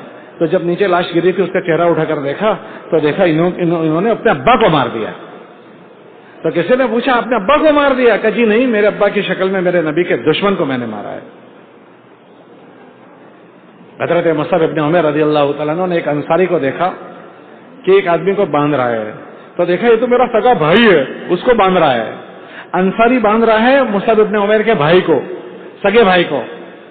تو حضرت مصعب ابن عمیر رضی اللہ تعالیٰ عنہ نے اس انصاری کو آواز دی اور کہا او میرے انصاری بھائی، او میرے انصاری بھائی، تو جس کو باندھ رہا ہے اس کو ذرا کس کے باندھنا، اس لیے اس کی ماں بڑی مالدار ہے، فدیے میں بہت پیسے ملیں گے۔ اس کی ماں کوئی کہہ سکتا ہے ہم خیانت کر دیں گے؟ خیانت اللہ نے قرآن میں ان کی تعریف کی، یہ سچے ہیں، سچے۔ حیات الصحابہ کی پہلی جلد کے پہلے صفحے پر ہے، منہم من قضى نحبہ ومنہم من ينتظر وما بدلوا تبدیلا، کہ زبان نہیں بدلی انہوں نے، وما بدلوا تبدیلا، نہ جذبات بدلے نہ سوچ بدلے۔ سامنے ابا آ گئے تو بدل گئے، کجی نہیں۔ سامنے بھائی آ گئے تو بدل گئے، کجی نہیں۔ سامنے فلاں آ گئے تو بدل گئے، کجی نہیں۔ آدمی بدل جاتا ہے۔ ابھی مولوی صاحب نے عصر کے بعد نکاح پڑھایا تو اس میں ایک مولوی صاحب نے آیت پڑھی، قولوا قولا سدیدا، پڑھی تھی آیت؟ ارے پڑھی تھی۔ دکھ یہ ہے کہ نوشے میاں یہ آیتوں کو سمجھتے نہیں، نکاح تو کرتے ہیں لیکن سمجھتے نہیں کہ کیوں سنایا جا رہا ہے۔ سمجھتے ہیں۔ مجھ سے پوچھے، آپ سے پوچھے کہ تم نے سمجھ کر نکاح کیا تھا؟ تو ہم نے نہیں سمجھا۔ 3 آیتیں مولوی صاحب پڑھتے ہیں، پہلی آیت میں کہتے ہیں انا خلقناکم من نفس واحدۃ وخلق منها، او بھلے آدمی دلہے والو، او دلہن والو، انا خلقناکم من نفس واحدۃ، تم آج آئے ہو، تم نوشے والے ہو، تم دلہن والے ہو، تو کوئی بڑے نہیں، کوئی چھوٹے نہیں، کوئی چھوت نہیں، کوئی اچھوت نہیں، کوئی کالا نہیں، کوئی گورا نہیں، تم ایک سے ہو، آدم سے، والآدم من تراب، کہ ہم نے تم کو ایک سے بنایا ہے، من نفس واحدۃ، کوئی ایک دوسرے پر فوقیت نہ دکھائے۔ پھر اس کے بعد تمہاری آج بیوی آ رہی ہے تو کوئی نوائی کی بات نہیں ہے، ایسی ہم نے بتیری پیدا کر دی ہے۔ خلق منها زوجها وبث منهما رجالا كثيرا، یہ تمہارا کوئی نوائی کی چیز نہیں ہو رہی ہے، ایسے تو ہم بیسیوں پیدا کر چکے ہیں۔ اس کا مطلب ہے کہ تم کسی پر اونچ نیچ مت جتانا، پہلی آیت کا پیغام۔ پھر دوسری آیت، پھر تیسری آیت، تو تیسری آیت میں دلہے کے خاندان والوں کو، دلہن کے خاندان والوں کو فرمایا، کیا فرمایا کہ دیکھو نیا رشتہ تو جوڑ رہا ہے، نیا رشتہ، پر کبھی 19-20 ہوتا رہے گا، 19-20 ہوگا کبھی، تو کیا کرو گے؟ لڑکے والے لڑکے کی حمایت کریں گے، لڑکی والے لڑکی کی حمایت کریں گے۔ ایسا نہ کرنا، قولوا قولا سدیدا، بیٹی کو بولنے کی باتیں تو بیٹی کو بولنا، حمایت مت کرنا، بیٹے کو بولنے کی باتیں ہیں تو بیٹے کو بولنا، حمایت مت کرنا۔ اگر ایسا کیا تو قولوا، آدمی بدل جاتے ہیں، ذرا کوئی بات ہوئی تو اچھے بدل جاتے ہیں۔ ہاں، یہ مشق کرنی پڑتی ہے کہ کسی حال میں نہ میری سوچ بدلے، نہ میری فکر بدلے، نہ میرے جذبات بدلے، نہ میرا رہن سہن بدلے، نہ میری اور کوئی رویے بدلے۔ اللہ کے نبی علیہ السلام کے بدر میں یہ سب ایسے کھڑے ہو گئے اور انہوں نے کر کے بتایا، تو اللہ نے ان کے رضامندی کی آیتیں اتاری، ہم ان سے راضی ہو گئے، کر کے بتا۔ منہم من قضى نحبہ، جو وعدے کیے تھے پورے کیے، ومنہم من ينتظر، بعد کے لوگ انتظار میں ہے کہ ہمارا بھی موقع آئے گا، ہم بھی ایسا کر کے بتائیں گے۔ وما بدلوا تبدیلا، کہ ان میں کوئی تبدیلی نہیں آئی، کہ اتنی محنت کروائی جاتی ہے کہ یہ نہ ہو، ورنہ آدمی ماحول سے دیکھ کر بدل جاتا ہے۔ اللہ کے نبی علیہ السلام کا قافلہ حج میں ہے تو اندر جو چیز تھی وہ چھلکی، انہوں نے تھوڑی دیر کے بعد کہا چلو نا، کیوں کھڑے ہیں؟ تو حضور نے تو پہلے ہی کہہ دیا تھا کہ ایک آدمی اس ضرورت سے گئے ہیں، تھوڑی دیر بعد جائیں گے۔ تو تھوڑی دیر ہوئی کہ وہ آدمی آئے، وہ حیات الصحابہ کی 3 جلد میں ہے۔ وہ آدمی جو تھے وہ حضرت اسامہ رضی اللہ عنہ تھے، وہ چھوٹے بچے تھے اور کلر کے تھوڑے کالے تھے کیونکہ ان کی ماں حبشن تھی، اس کا اثر ان پر تھا، تو ان کی زبان سے نکلا اس کالے کی وجہ سے ہمارا لیٹ کر دیا، یہ جملہ زبان سے نکلا۔ تیسری جلد میں ہے مسلمان کا اکرام، جو باب ہے اس میں اللہ کے نبی خاموش رہے، کوئی جواب، اور اگر کسی کے ساتھ کوئی بات ہو وہ خاموش رہے نا تو یہ بڑا خطرناک ہوتا ہے، پھر اس کا بدلہ اللہ لیتے ہیں، اس کا وہ جواب دے دے تو مسئلہ پورا ہو گیا۔ ہم کہتے ہیں ہاں اس کی وہ بول نہیں سکا، میں نے اس کو ایسا ڈانٹا ہے کہ اوف نہیں کر سکا۔ وہ کیا اوف نہیں کیا، اس کی اب کیس آسمانوں سے چلے گا۔ کہاں سے چلے گا اس کا کیس؟ کہ وہ عزت کے مارے یا خوف کے مارے خاموش ہو گیا، تو آپ یہ سمجھتے ہیں بزدل ہے؟ اس نے اپنے معاملے کو اللہ پر چھوڑ دیا، اب اس کا فیصلہ آسمانوں سے ہوگا۔ تو کسی کی خاموشی کو ہم بزدلی نہ سمجھیں۔ اللہ کے نبی علیہ الصلوۃ والسلام نے کچھ نہیں بولا، خاموش رہے، اور حج پورا ہو گیا۔ حج پورا ہو گیا، حج کے بعد عجیب و غریب حالات مدینے کے بگڑے ہیں۔ کیسے بگڑے؟ مجمع دو قسم کا تھا۔ مجمع میں ایک وہ مجمع تھا جو اللہ کے لیے مسلمان ہوا تھا، ایک مجمع وہ تھا جو حضور علیہ السلام کی شرم میں مسلمان ہوا تھا۔ جب اللہ کے نبی علیہ السلام دنیا سے پردہ فرما گئے تو یہ جو شرم میں مسلمان ہوا تھا، وہ شرم میں مسلمان ہونے والے کہنے لگے جب اللہ کے نبی نہیں رہے تو ہم یہاں رہ کر کیا کریں گے، ہم دوبارہ جاتے ہیں اپنے دین میں۔ تو اتنا ارتداد ہوا، الامان والحفیظ، مدینہ منورہ کے اطراف میں 5 کلومیٹر تک کی بستی بچی نہیں تھی کہ جہاں ارتداد نہ ہو، اتنا متاثر ہوا مدینہ منورہ۔ پھر ابوبکر صدیق رضی اللہ تعالیٰ عنہ خلیفہ بنے ہیں، انہوں نے 11 جماعتیں بنائی ان سب کو سمجھانے کے لیے۔ 1 مہینے تک اس جماعتوں نے محنت کی، 11 جماعتوں نے، اور ان سب کو سمجھا کر دوبارہ اسلام میں واپس لائے۔ مگر وہ جماعت جنہوں نے ایک مسلمان کی بے عزتی کی، ان کی عزت کے ساتھ کھیل گئے تھے، وہ یمن والے لوگ، ان کے پاس صحابہ کی جماعت گئی۔ صحابہ کی جماعت نے ان کو سمجھایا، باتیں سمجھائی کہ اسلام سے پھرنا یہ کفر ہے اور ایسا نہ کریں، آپ دوبارہ اسلام۔ علماء نے لکھا کوئی آدمی کافر ہو تو اس کو مارنا جائز نہیں، لیکن کوئی آدمی کفر میں چلا جائے مسلمان ہو کر تو اگر اسلامی حکومت ہے تو 3 دن اس کو سمجھایا جائے گا اور 3 دن کے بعد اس کو قتل کر دیا جائے گا۔ تو ان کو سمجھایا 3 دن تک صحابہ نے، مگر ان کو بات سمجھ میں نہیں آئی۔ 3 دن کے بعد حضرات صحابہ کی ان کے ساتھ لڑائی ہوئی، اور لڑائی میں ان سب کو حضرات صحابہ نے قتل کر دیا۔ یہ سارے لوگ وہ ہیں جنہوں نے حضور کے ساتھ کیا کیا؟ حج کیا ہے۔ یہ سارے وہ ہیں جنہوں نے حضور کے ساتھ ایک لمبے زمانے نمازیں پڑھی ہے، مگر ایک مسلمان کی بے عزتی نے ان سب کو کفر میں پہنچا دیا۔ تو لوگ لوگوں کو اس سے تولتے ہیں، کرسی سے تولتے ہیں، اور عزتوں کے پرخچے اڑا دیتے ہیں، کھیلتے ہیں عزتوں سے۔ اور آدمی اس وقت کھیلتا ہے جب آدمی اب اس سے اپنے آپ کو افضل سمجھتا ہے کہ میں اس سے بہتر ہوں، اس لیے اس کی بے عزتی کر ڈالتا ہے۔ یہ اس کے مشق کی محنت ہے، یہ تبلیغ کی محنت، یہ ساری چیزوں کو گھڑنے کی، بنانے کی محنت ہے کہ ایسے بن جائے کہ ہماری سب چیزیں مات کھا جائے اور یہ جذبے جو اللہ کے لیے جینے کے ہیں وہ ابھر کر اوپر آ جائے۔ حضرات صحابہ دلدل میں تھے، دلدل میں، نبی کی محنت نے اس دلدل سے ان کو نکالا ہے، سوچ بدل دی، ان کی فکر کو بدل دیا، ان کے جذبات بدل دیے، ان کے جینے کے عزائم بدل دیے، زندگی کی ترجیحات ان کی بدل گئی۔ یہ مبارک محنت خالی خروج کا مسئلہ نہیں ہے، ایک طرف تعلیم کے حلقوں میں بیٹھ کر ان زندگی کو روز سنائی دیتے ہیں، روز اس کو سننا ہے، گھنٹوں بھر بیٹھ کر اس زندگی کو سننا، اور دوسری طرف جو موقع ملے اس میں ایسا بننے کی مشق کرنا۔ جماعت ساتھ میں ہیں، سب ساتھی ساتھ میں ہیں، بستی والے ہیں، اب اکرام مسلم روز سیکھیں گے، نماز کو پڑھی، اب نماز کو انفرادی میں پڑھنا سیکھیں گے، علم کو سنا، اب علم والی زندگی بنانے کو روز سیکھیں گے، اللہ کے دھیان کے ساتھ رہنے کو، ورنہ تو مسجد میں بھی اللہ کا دھیان نہیں رہتا۔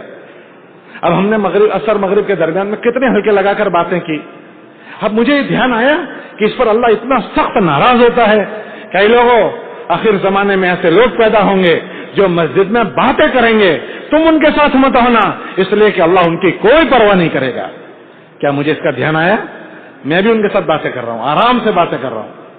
یہ تو وہ باتیں ہیں جو جائز باتیں ہیں، جائز باتیں مسجد میں منع ہیں، اور جو ناجائز کرے گا تو، لیکن دھیان نہیں رہتا، اس کے ہم عادی نہیں ہوئے ہیں، اس کی ہماری زندگی میں مشق نہیں ہوئی ہے، اس کی ہمیں سیکھنا ہے، مشق کر کے اتنا سیکھنا ہے حضرت گنگوئی رحمۃ اللہ علیہ نے فرمایا کہ طبیعت شریعت بن گئی ہے، اتنا اس کو عادی کرنا پڑے گا کہ بھولے سے بھی بھول نہ ہو، غلطی سے بھی بھول نہ ہو. یہ مبارک محنت یہ اس زندگیوں کو وجود میں لانے کی محنت ہے، یہ تبلیغ کی محنت، کہ اگر اس پر صحیح محنت ہو گئی تو مولانا ایسا فرماتے تھے کہ اگر اس کو کیا گیا تو 700 سال پرانا دین لوٹ کر آئے گا. اللہ کے نبی علیہ السلام کی جو محنت ہے، اللہ کے نبی علیہ السلام کی محنت، ہم ایسا سمجھتے تبلیغ کی محنت، یہ تو اس کا نام تبلیغ ہے. مولانا فرماتے تھے میں اس کو کار نبوت یقین کرتا ہوں. کیا مطلب اس کا؟ کہ نبیوں کی محنت سے جو ہوتا ہے وہ ہوگا. نبیوں کی محنت سے کیا ہوتا ہے؟ آپ دیکھیں کہ نبیوں کو اللہ پاک دو جگہ پر بھیجتے ہیں، ایک جہاں ماحول بگڑ جاتا ہے اور ایک جہاں کے لوگ بگڑ جاتے ہیں. سارے نبیوں کی بعثت بگڑے ہوئے ماحول میں اور بگڑے ہوئے لوگوں میں ہوتی ہے. آپ دیکھیں کہ سارے نبیوں کی بعثت اسی حل میں ہوئی ہے کہ ماحول بگڑ گیا 100% اور لوگ 100% خراب ہو گئے بگڑے ہوئے ماحول. ہمارے نبی علیہ الصلوۃ والسلام کی جس زمانے میں بعثت ہوئی ہے وہ سب سے زیادہ بگڑا ہوا ماحول، اس جیسا بگاڑ اس سے پہلے کبھی نہیں آیا. اتنا بگڑا ہوا ماحول اور اس جیسے بگڑے ہوئے لوگ بھی کبھی نہیں آئے. آپ نبی علیہ السلام کے زمانے کے جو بگاڑ ہیں کبھی اوپر تاریخ میں دکھا دو آپ، اور اس کے بعد 1400 سال ہو گئے آج تک ایسا بگاڑ بھی نہیں ہوا. ابھی جو بگاڑ ہے کتنا گندا ماحول ہے، یہ بگاڑ بھی اس بگاڑ سے کم ہے. حضور کے زمانے میں لوگ بیت اللہ کا ننگا طواف کرتے تھے، آج کوئی کرتا ہے؟ اللہ کو چھوہا تو کرو، کوئی کرتا ہے آج ننگا طواف؟ اللہ کے نبی علیہ السلام کے زمانے میں لوگ لڑکی کو زندہ دفن کر دیتے تھے، آج کوئی کرتا ہے؟ پڑا ہوا خون چاٹتے تھے، آج کوئی چاٹتا ہے؟ ایک ایک چیز کو آپ تقابل کرتے ہوئے جاؤ. اتنا گندا بگاڑ. ایک خاندان تھا عربوں کا، ان کی عادت تو یہ تھی کہ ان کے گھر میں کوئی بچی بالغ ہوتی تھی تو اپنے گھر کی بالکنی میں ایک کپڑا لٹکا دیتے تھے. تو محلے کے جوان محسوس کرتے تھے کہ یہاں لڑکی بالغ ہوئی ہے، تو وہاں جوان اس محلے کا رات گزارتا اس لڑکی کے ساتھ. پھر دوسری رات دوسرا جوان، پھر تیسرے دن تیسری جوان. جب بچے کی پیدائش ہوتی تو دیکھا جاتا کہ کس کے مشابہ ہیں اس کے ساتھ اس کی شادی کر دی جاتی. کیا کوئی ایسا کرتا ہے آج؟ تو حضور کے زمانے کو زمانے جاہلیت کہا گیا. جاہلیت کس کو کہتے ہیں؟ کوئی ایسی چیز جو آدمی کے ساتھ چپک جائے، وہ طبیعت اس کی صفت بن جائے. صفت جیسے ایک آدمی پڑھائی کر لیتا ہے، کہتے ہیں یہ وکیل صاحب ہو گئے، وکالت چپک گئی. یہ ڈاکٹر صاحب ہو گئے تو ڈاکٹری چپک گئی. یہ ماسٹر صاحب ہو گئے، ماسٹری اس کو چپک گئی. تو زمانے جاہلیت، جہالت الگ ہے اور ایک ہے جاہلیت.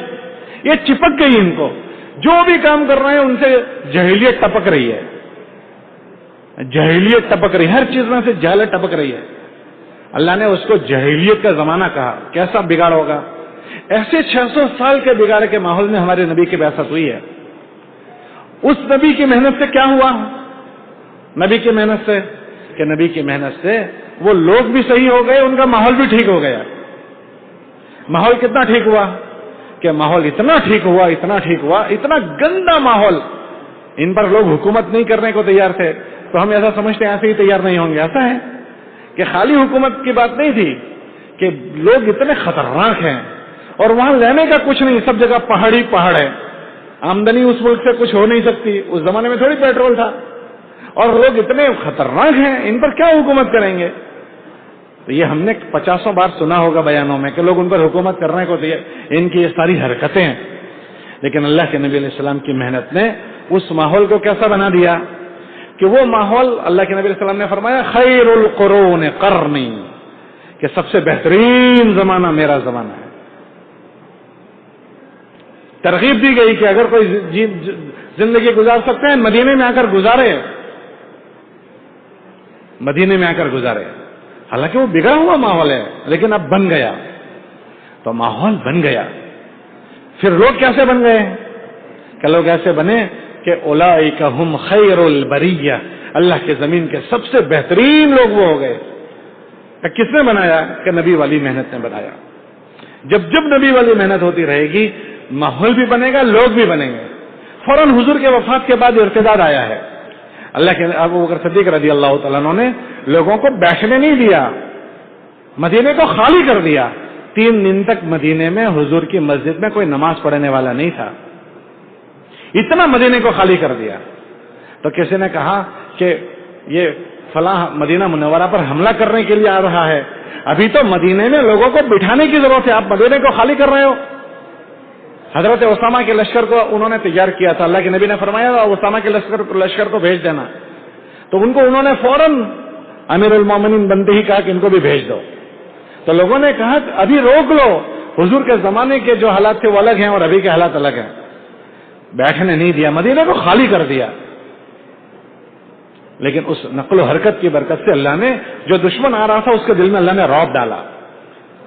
خاص ہدایت دی گئی تھی اس لشکر کو، سیرت آپ پڑھو گے تو اس میں ان کو ہدایت دی گئی تھی کہ اجتماعی کھانا نہیں بنانا، انفرادی بنانا، اور الگ الگ جگہوں پر قیام کرنا. تو رات میں جاسوس آئے، جاسوس.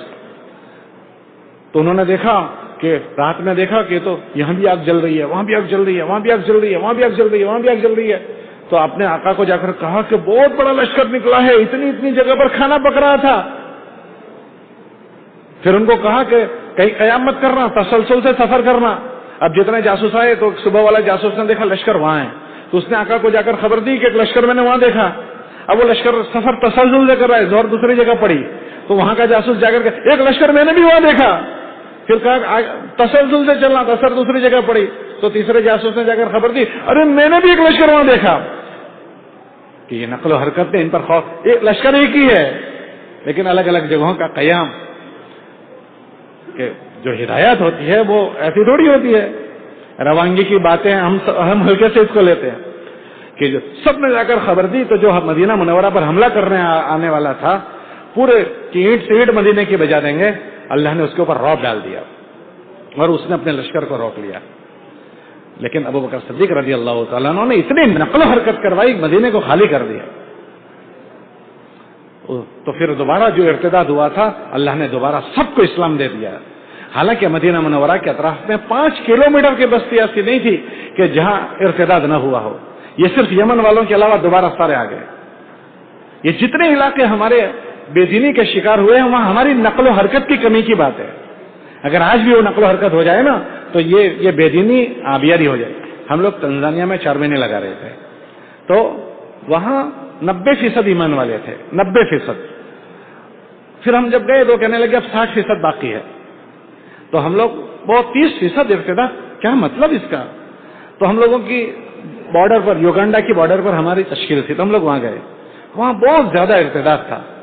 تو وہ جو گھر گھر کی ملاقات ہوتی ہے، گھر گھر کی ملاقات، ہم اس کو ایسا سمجھتے ہیں کہ یہ تو بس گھر گھر کی ملاقات کا کہہ رہے ہیں. گھر گھر کی ملاقات کی بات نہیں ہے، یہ وائرنگ ہو رہا ہے. وائرنگ تمہاری مسجد کی فکروں کا وائرنگ ہو رہا ہے.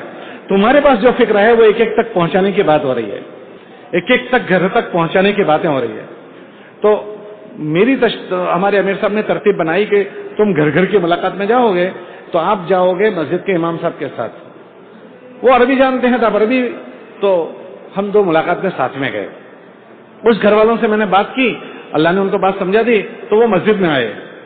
پھر وہ مسجد میں آئے، دوسرے دن جب ہماری جوڑی ملاقات میں گئی تو طے ہوا کہ بھائی امام صاحب سے بات کروائیں گے. تو امام صاحب نے بات کی اس گھر والوں سے، تو اللہ کی شان وہ مسجد میں آ گئے.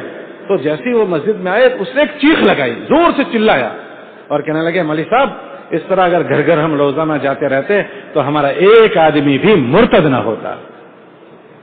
یہ تو وہ زمینوں پر کانٹے اگ گئے ہیں جن زمینوں پر ہم نے ہل چلانا چھوڑ دیا ہے، ہم نے جوتنا چھوڑ دیا، زمینوں پر ہم نے ہل چلانا چھوڑ دیا. تو ان زمینوں پر زعفران اگانے کی صلاحیت ہے. یہ ایمان والوں میں اللہ نے خوبیاں رکھی ہے. الناس معادن کمعادن الذهب والفضة، کہ ان کی یہ مائن سے کام ہے کہ یہ کون بنے گا، کہ یہ ابو ہریرہ بنیں گے، یہ کون بنیں گے، کہ یہ خالد ابن ولید بنیں گے، یہ کون بنیں گے، کہ یہ عمر فاروق بنیں گے. کہ کون آدمی ہے عمر فاروق، کہ جن کو امی کہتی تھی تجھے اونٹ چرانا نہیں آتا ہے. اونٹ کھو کر آ گیا، اونٹ چرانے کے لیے گئے تو اونٹ کھو کر آ گئے. اونٹ، کوئی اونٹ بھی بھلا کھوتا ہے، کوئی چرانے آٹھانے ہے. اونٹ کھو دیا. امی کہہ رہی ہے تو کیسا ہے، تجھے اونٹ چرانا نہیں آتا، تو کیسے بن گیا؟ اللہ کے نبی نے فرمایا لو کان بعدی نبی لکان عمر، اگر میرے بعد نبوت کا سلسلہ جاری ہوتا تو ایسا زوردار آدمی ہے یہ نبی ہوتے. کہ نکھار پیدا ہو گیا ان کے اندر، نکھار، جلا پیدا ہو گیا، جلا۔ ہم اس کو بہت ہلکے سے لیتے ہیں کہ کیا ہے، تبلیغ کا کام ہے، تبلیغ کا کام۔ مولانا فرماتے تھے میں اس کو کار نبوت یقین کرتا ہوں کہ اگر اس کو ایسے کیا گیا جیسے قرن اول میں کیا گیا تھا تو امام مالک فرماتے ہیں اللہ دوبارہ اس امت کی ایسی اصلاح کرے گا جیسے قرن اول میں، لن يصلح آخر هذه الامه الا بما صلح به اولها، جیسے قرن اول میں اس کے ذریعے سے محفوظ ہو گئے تو آخر زمانے میں اللہ پاک سنبھالا دے دیں گے۔ کیسے لوگ تیار ہو گئے۔ یہ تو ان زمینوں میں کانٹے اگ جاتے ہیں جن زمینوں پر یہ ایمان والا ہل چلانا چھوڑ دیتا ہے۔ اگر وہ ہل چلانا چھوڑ دے ہمارے محلے کے لوگوں پر تو ہمارے محلے میں وہ کانٹے اگ جائیں گے۔ محلہ تو دور کی بات ہے، اگر ہمارے گھر میں وہ ہل چلانا ہم نے چھوڑ دیا نا، بیج ڈالنا، تو میرے بیٹے میں کانٹے اگ جائیں گے، میری بیوی میں کانٹے اگ جائیں گے۔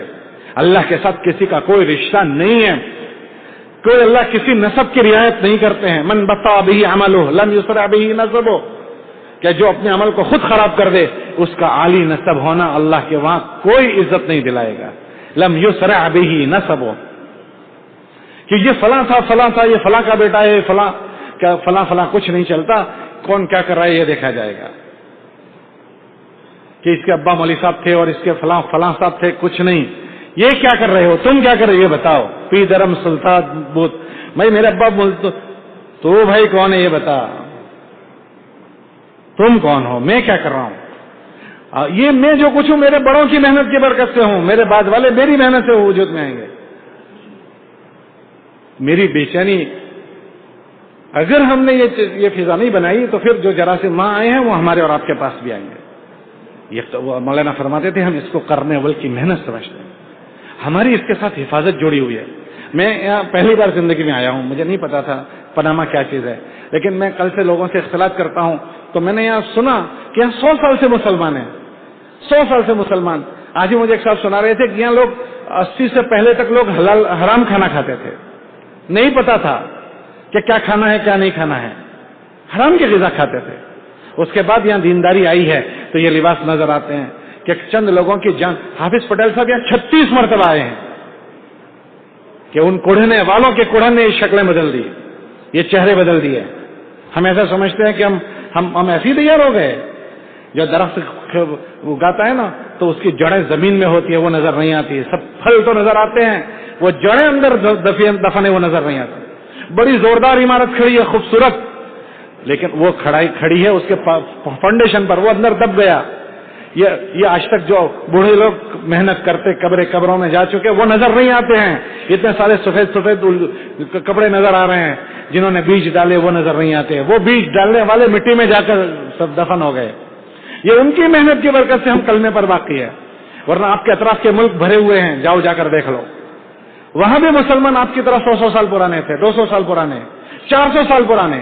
یہ پورا تمہارا پڑوسی ملک وہاں 400 سال پہلے عرب آئے تھے، تمہارے اطراف کا یہ برازیل، چیلی، جاؤ ان سے جا کر پوچھو، وہاں 400 سال پہلے عرب آئے تھے، نام و نشان مٹ گیا، نہ رہی ان کے داستانوں میں، انہیں پتہ بھی نہیں ہے کہ ہم کس کی اولادیں تھی۔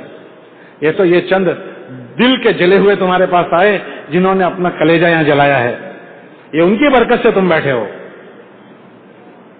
کہ یہ ٹوٹی پھوٹی محنت نے ہم کو سہارا دے دیا کہ وہ چند لوگوں تھے وہ کتنا کر سکتے ہیں، لیکن وہ چند نے جان لگائی تو یہ باغ و بہار، یہ باغیچہ، کوئی سوچ سکتا ہے اتنا بڑے ادارے ایسے ملکوں میں، جنگل میں منگل،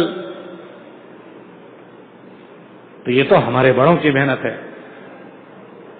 اب آگے یہ جو چیز باقی رہے گی، اس پودے کو پانی پلانا پڑے گا، اس پودے کو۔ نصرت جو ہے، نصرت عربی میں کہتے ہیں نصرت، کہ ہمیں اپنے دین کی نصرت کرنی پڑے گی۔ نصرت، اللہ نے ہم سے نصرت کا مطالبہ کیا، یا ایھا الذین آمنوا کونوا انصار اللہ، کہ ایمان والو اللہ کے دین کے مددگار بنو۔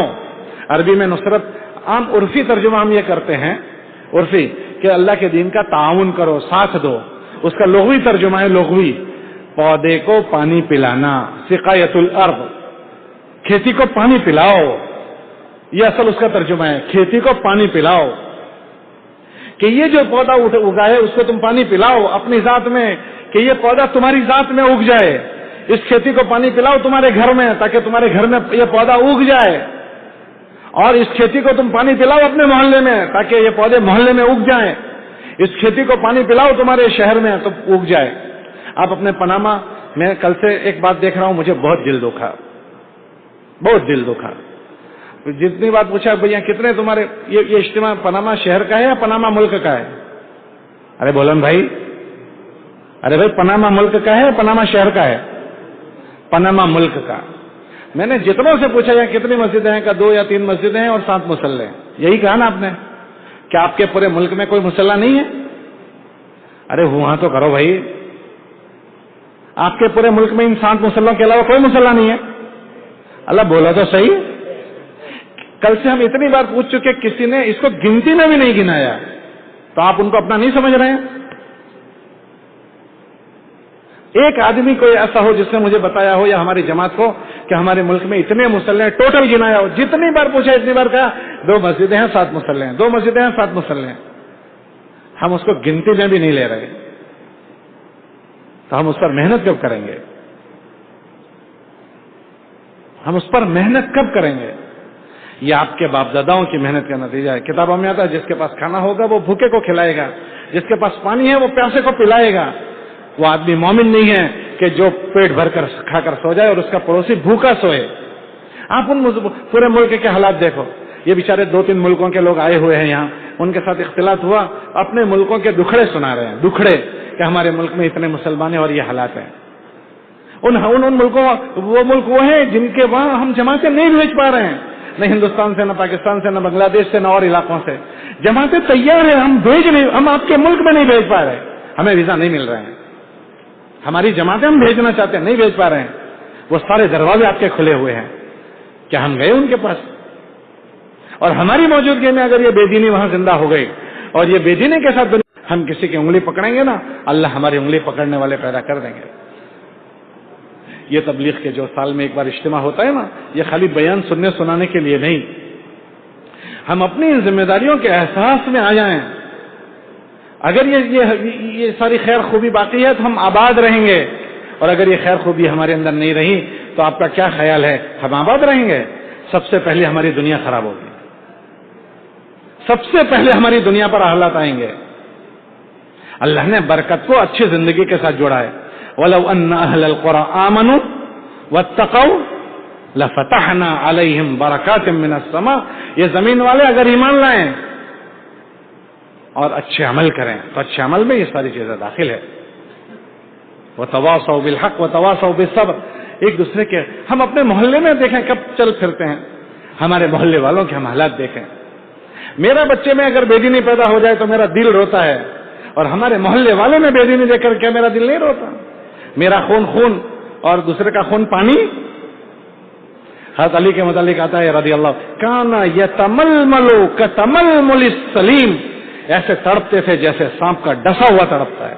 بے دینی کو دیکھ کر کانا یتململ کتململ السلیم, ایسے تڑپتے تھے جیسے سانپ کا ڈسا ہوا تڑپتا ہے. اللہ کے نبی علیہ السلام کے متعلق آتا ہے کہ ان کی سینے مبارک میں ایک آگ تھی, ایک ہنڈیا کھول رہی تھی. عزیز ان کا عزیز المرجل, ایسے جیسے ایک ہنڈیا اندر کھول رہی, ابلتی ہو. ایک آگ پر ہنڈیا رکھی ہوئی ہے, کیسے ابلتی ہے اس طرح وہ ہنڈیا ابل رہی ہے. کتنا لگایا, میرے اور آپ کے لیے لگایا ہے. امی جان خدیجہ رضی اللہ عنہ جس دن نکاح میں آئی ہے, سونے کی اینٹیں اور چاندی کی اینٹیں لے کر آئی ہے, لیکن میری اور آپ کی سرسبزی ہو جائے اس کے لیے لگاتے لگاتے اتنا لگایا کہ جس دن دنیا سے رخصت ہو رہے ہیں اس دن ان کی زرہ رہن میں رکھی ہوئی تھی. گھر میں دیا جلانے کا تیل نہیں تھا. تدفین میں رات دیر ہو گئی تو لوگ ایک دوسرے سے ٹکرا کر گر رہے تھے, تو حضرت عمر رضی اللہ تعالیٰ عنہ نے امی جان سے فرمایا کہ لوگ ٹکرا کر گر رہے ہیں, گھر میں دیا جلا دو تاکہ لوگوں کو ایک دوسرے سے نظر آئے, ٹکرائے نہیں. تو امی جان کہنے لگی کہ تمہارے نبی کے گھر میں دیا جلانے کا تیل ہوتا, ہم اس کو پیٹ میں نہ بھر لیتے, پیٹ میں بھرنے کا تیل نہیں ہے. اور اس حال میں دنیا سے نبی رخصت ہو رہے ہیں. اب وہ نبی دنیا میں نہیں ہے, وہ ہم سے پردہ فرما گئے ہیں. یہ پھیلی ہوئی امت کی کون فکر کرے گا؟ یہ ہمارے ذمہ داری ہے, یہ ہماری ضرورت بھی ہے, یہ ہماری ذمہ داری بھی ہے, یہ ہماری ضرورت ہے. اس کو کرنے سے ہم بھی باقی رہیں گے. جس کھیت پر محنت نہیں ہوتی وہ کھیت میں کانٹے اگ جاتے ہیں. زعفران اگانے والی صلاحیت کی زمین تھی, اس زمین کو بنجر چھوڑ دیا, بنجر. تو اس پر سب سے پہلے وہ زمین پر کیا ہوگا, تو وہ نرم زمین تھی وہ سخت ہو جائے گی, سخت. میرے اور آپ کی اولادیں سخت دل ہو جائے گی. ہم لوگ ابھی امریکہ سے آ رہے ہیں, آپ ساری پوری جماعت کو پوچھ لو, ہر گھر کے لوگوں نے شکایت کی ہے. جتنے ملے ہیں انہوں نے اپنے گھر کی شکایت روئی, ہر بچے اولادوں کی شکایت, ہر گھر والوں نے جتنے ملے ہیں کہ گھر سخت ہو گئے, سخت, بیٹیاں سخت ہو گئی, ماں باپ کے سننے کو بھی راضی نہیں ہے کہ زمینیں سخت ہو جائے گی. پھر اس کے بعد اس میں زعفران نہیں اگے گا, پھر اس میں یہ ببول کے کانٹے خود بخود اگ جائیں گے. جتنے کھیت میں ببول اگتے ہیں کوئی اگاتا نہیں ہے, خود ہی اگ جاتے ہیں. وہ جنگل بن جائے گا, ببول کے کانٹوں کا جنگل. پھر اس میں زہریلے جانور بسیں گے جو مجھے اور آپ کو کاٹ کھائیں گے. پھر بیوی کی شکل میں وہ جانور ہوگی, پھر وہ بچوں کی شکل میں چیتا اور بھیڑیا ہوگا. وہ بچے کی شکل لیکن وہ چیتا اور بھیڑیا ہوگا, سگا بھائی چیتا اور بھیڑیا ہوگا. باپ اپنی بیٹی کو دفن جو کرتا تھا نا, وہ شکلیں زندہ ہو جائے گی. اس لیے ہم اس کو معمولی چیز نہ سمجھیں. اس کے ہونے سے جس طرح خیر وجود میں آئی ہے, اس کے چھوٹنے سے جو اس کے علاوہ کی چیزیں ہیں وہ خود بخود وجود میں آئے گی, وہ لانی نہیں پڑے گی. یہ ہماری ضرورت کی چیز ہے. اگر ہم یہ چاہتے ہیں کہ ہم اور ہماری نسلیں اس خیر پر باقی رہیں تو اللہ نے اس دنیا کو دارالاسباب بنایا ہے. اللہ نے دین کے زندہ ہونے کے لیے دین کی محنت بنائی ہے. اس دین کی محنت کے ذریعے سے دینداری زندہ ہوگی. مولانا فرماتے تھے میں اس کو کار نبوت یقین کرتا ہوں, جیسے قرن اول میں اس کے ذریعے سے ایک اچھا معاشرہ بنا ہے اور اچھے لوگ بنے ہیں, ایسے اگر اس زمانے میں کیا جائے گا نا تو یہ جان لگانے والے, مال لگانے والے اللہ افراد پیدا کرے گا. اور اس کے علاوہ اللہ ہمارے ماحول کو بنائے گا جس سے ہم بھی نہ محفوظ, ہماری اولادیں اور ہماری نسلیں محفوظ. اور خدا نہ کرے اگر اس سے غفلت برتی تو پھر کیا ہوگا, پھر ماحول بھی خراب ہوگا اور ہمارے اندر ضعف آئے گا, میرے اور آپ کے اندر ضعف آئے گا.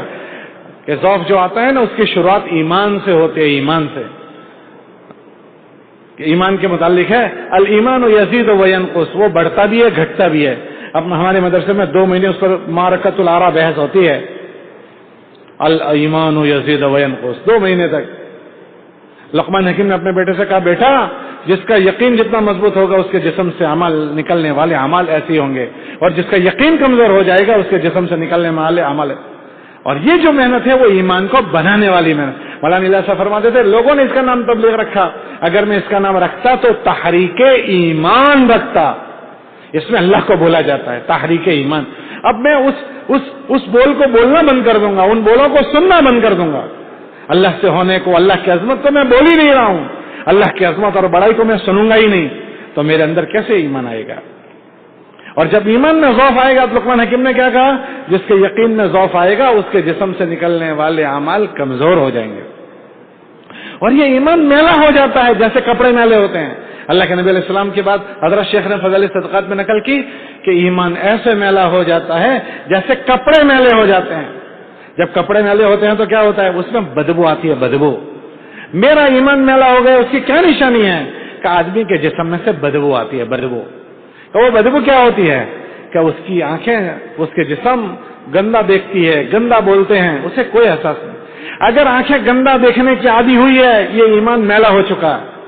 یہ کان گندا سننے کی عادی ہوئی ہے یہ ایمان میلا ہو گیا. یہ ہاتھ پیر سے گندی چیزیں ہو رہی ہے یہ ایمان میلا ہو گیا. اگر اس کو اچھا نہیں کیا تو اسی گندے ایمان کے ساتھ مر جائیں گے. اللہ فرماتے ہیں گندے ایمان کے ساتھ ہمارے پاس مت آنا.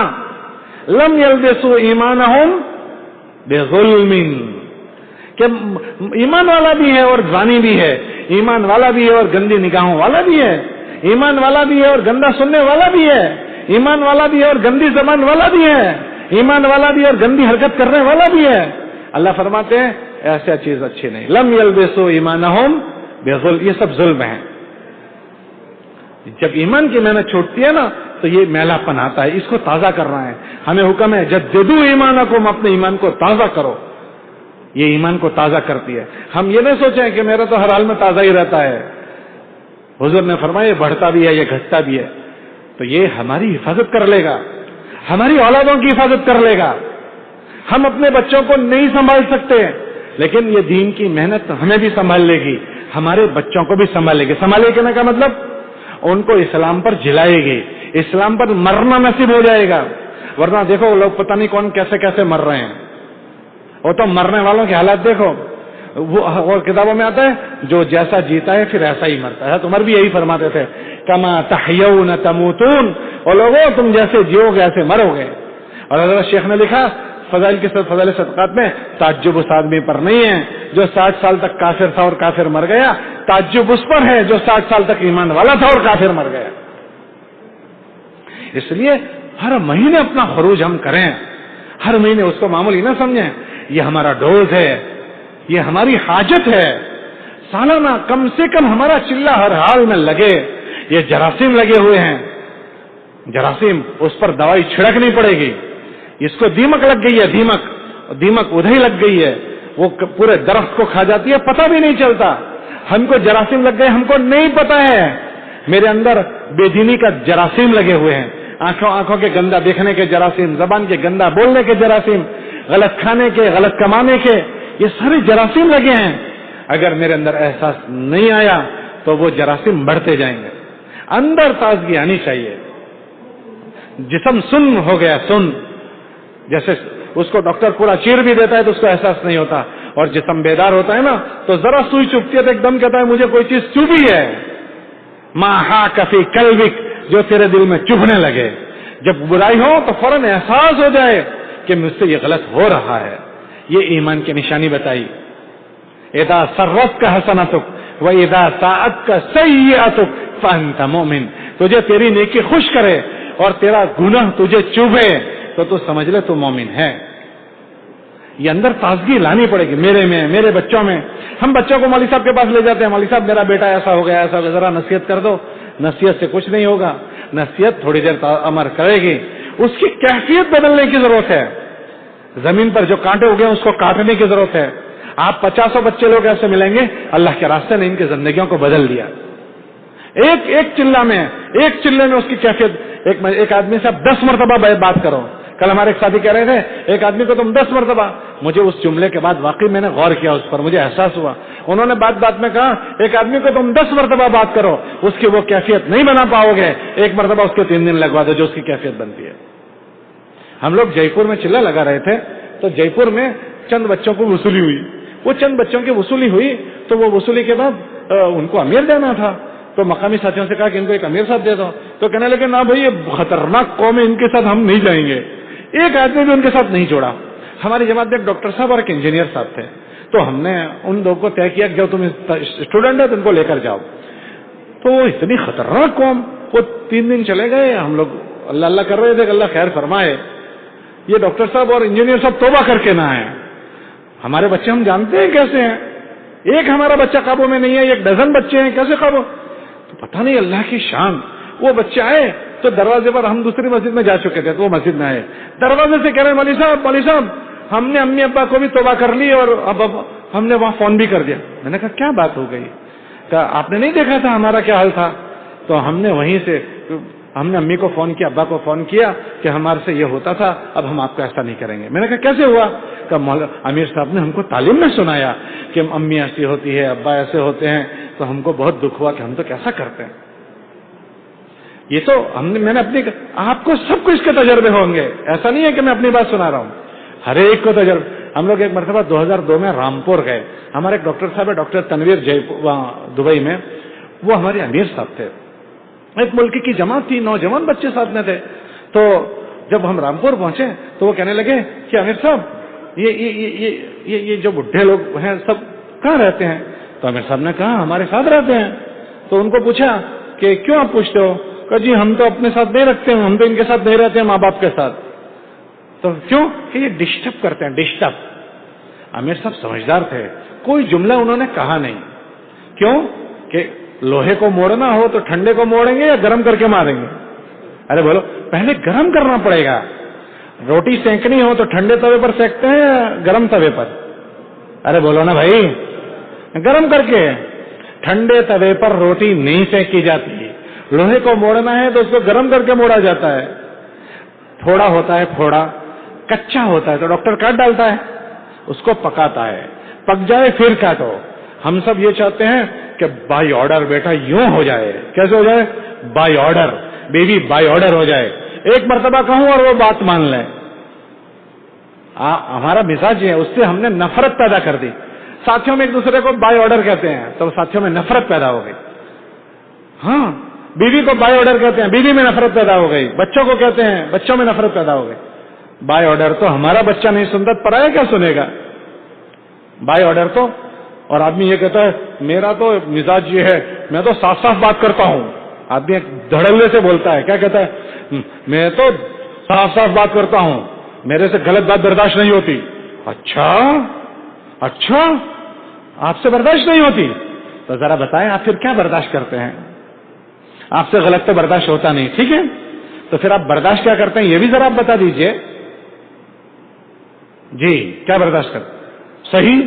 بھائی صحیح کو تو تسلیم کیا جاتا ہے اور غلط ہی کو برداشت کیا جاتا ہے. اور حضرت یہ کہتے ہیں میرے سے غلط برداشت نہیں ہوتا اور میں تو صاف صاف بات کرتا ہوں. تو صاف صاف اللہ میاں نے تجھے بات کرنے کو کہا ہے؟ اللہ میاں نے تجھے کہا ہے صاف صاف بات کرنے کا؟ آدمی کو یہ ہوتا ہے میں تو صاف صاف. اللہ نے اپنے دشمن سے بات کرنے کے لیے کہا وَجَادِلْهُمْ بِالَّتِي هِيَ أَحْسَنُ.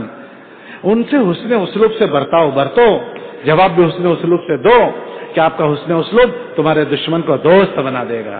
فَإِذَا الَّذِي بَيْنَكَ وَبَيْنَهُ عَدَاوَةٌ كَأَنَّهُ وَلِيٌّ حَمِيمٌ. وہ تمہارا جگری دوست بن جائے گا. مگر یہ ملتا نہیں ہے. وَمَا يُلَقَّاهَا إِلَّا الَّذِينَ صَبَرُوا. یہ ملے گا نہیں، اس کے لیے جگر چاہیے، جگر. اور جگر مر گیا دلی میں. معلوم ہے جگر مراد آباد ایک بڑا شاعر تھا، وہ کہاں مر گیا؟ وہ دلی میں. تو اس کے لیے کیا چاہیے؟ جگر. اور وہ جگر کہاں مر گیا؟ اللہ بولا نا بھائی دلی میں. تو جگر ختم ہو گیا. وما يلقاها الا الذين صبروا وما يلقاها الا ذو حظ عظيم. نصیبے والوں کو ملے گا. یہ اس کی مشق کرنی ہے. امیر صاحب برداشت کر گئے. انہوں نے کہا یہ بڈھے کہاں رہتے ہیں؟ کہا جی یہ ہمارے ساتھ رہتے ہیں. امیر صاحب نے کچھ بھی نہیں کہا، خاموش ہو گئے. تعلیم شروع کی. 1 دن 2 دن 3 دن، چھٹا دن تھا کہ تعلیم میں ان کے آنکھوں سے ٹپ ٹپ ٹپ آنسو گرنے لگے. امیر صاحب کہنے لگے کیا؟ وہ پھوڑا پک گیا، توا گرم ہو گیا، لوہا گرم ہو گیا. امیر صاحب نے کہا کیا بات ہو گئی؟ تو انہوں نے کہا کہ دیکھو تعلیم میں کیا کہہ رہے ہیں، اور ہم نے تو اپنے ماں باپ کے ساتھ ایسا کیا. امیر صاحب سمجھ گئے اب لوہا گرم ہو گیا ہے، اب ٹیپنے کا ہے. تو انہوں نے کہا کوئی بات نہیں بیٹا، توبہ کر لو. کہ کیسے توبہ ہوگی؟ کہ تمہارے گھر والوں کو کہو کہ ان کو اولڈ ہاؤس میں سے اپنے گھر لے آئیں اور آپ توبہ کر لو. اللہ میاں مجھ سے بھول کیچ، فوراً کیچ کر لیا. بال آیا کیچ کر لیا. ذرا ندامت ہوئی، انہوں نے رہبری کر لی. تو ہمارے بچوں کو تبلیغ کی محنت سنبھال لے گی، ہم اور آپ نہیں سنبھال پائیں گے. ہمارے رویوں سے تو ہمارے بچوں میں نفرت پیدا ہو گئی ہے. ہمارے رویوں سے ہمارے بچے ہمیں نہیں سنتے ہیں. ہم لوگ گزشتہ اجتماع میں تھے تو ایک بہت نیک آدمی، دیندار آدمی، وہ اپنے بیٹے کے ساتھ آئے تھے. تو میں چہل قدمی مسجد کے باہر کر رہا تھا تو وہ بیٹا آیا میرے پاس، کہنے لگا یہ میرا باپ مجھے تبلیغ میں یہاں لے کر آیا ہے، مجھے میرے باپ سے سخت نفرت ہے. میں نے کہا کیا ہوا تمہیں، کیوں نفرت ہے؟ تو کہنے لگا کہ یہ یہاں بزرگی کی باتیں کرتا ہے، میں اس کو جانتا ہوں یہ کیسی حرکتیں کرتا ہے. ہماری ساری باتیں ہمارے بچوں کو پتا ہے، بیوی کو سب پتا ہے. ہمارے نادر صاحب کہتے تھے، نادر صاحب تھے کہ بیوی بزرگ کہے تو ٹھیک ہے بزرگ ہے، ورنہ تو یہ سفید کپڑوں میں تو سارے لوگ بزرگ کہتے ہیں. تو اس کی مشق کرنی پڑے گی. ہماری اولادوں کو تبلیغ سنبھال لے گی، ہماری بیویوں کو تبلیغ سنبھال لے گی، ہمیں تبلیغ سنبھال لے گی. اور اگر اچھی زندگی بنی نا تو پھر یہ دنیا کا تو کوئی مسئلہ ہی نہیں ہے. اللہ نے حضرت صحابہ کو یہ دنیا، جس دنیا کی حیثیت اللہ کی نگاہ میں مچھر کے پر کے برابر نہیں، مچھر کا پر، خدا کی قسم مچھر کا پر. اللہ فرماتے کہ اگر مچھر کے پر کے برابر اس دنیا کی اللہ کی نگاہوں میں حیثیت ہوتی تو ان کافروں کو ایک گھونٹ پانی اللہ نہیں دیتا. یہ دنیا اتنی بے حیثیت ہے اللہ کی نگاہ میں. اللہ نے یہ دنیا تھوک میں دے دی صحابہ کو. کتنی دی؟ حضرت صحابہ کو اللہ نے اتنی دی کہ 3 بر اعظم پر ان کی حکومت ہو گئی. 3 بر اعظم پر یہ دنیا اللہ کے وہاں اتنی بے حیثیت ہے، اس کے لیے اتنی محنت نہیں کروائے گا اللہ. ایک مرغی، اس کو ایک آدمی کو 100 گرام دانے ڈالنے ہیں. کتنے گرام دانے؟ تو ایک آدمی نے 100 گرام دانے پیالی میں دے دیے، ٹھیک ہے. دوسرے آدمی نے وہی 100 گرام دانے یہ ایسی ٹائلز پر پھیلا دیے. تو اس کو 100 گرام دانے کھانے میں پہلے سے زیادہ آسانی ہوگی یا مشقت ہوگی؟ جی مشقت. وہ ڈھونڈ ڈھونڈ کر لے گی مرغی, ملے گی کتنے 100 ہی گرام, مگر مشقت. اسی 100 گرام دانوں کو انہوں نے مٹی میں ملا کر دیے, تو اب اور مشقت, تو ملیں گے 100 ہی گرام. حضرات صحابہ کو یہ دنیا ایسے پیالی میں مل گئی, آدھی دنیا پر حکومت مل گئی. تو دنیا کی ہم فکر نہ کریں, ہم دنیا کے لیے سوچ رہے ہیں ہمارے بچوں کا کیا ہوگا. ہمارے بچوں کا والی اللہ ہے. حضرت عمر ابن عبدالعزیز نے کہا تھا نا, اللہ یتولی الصالحین.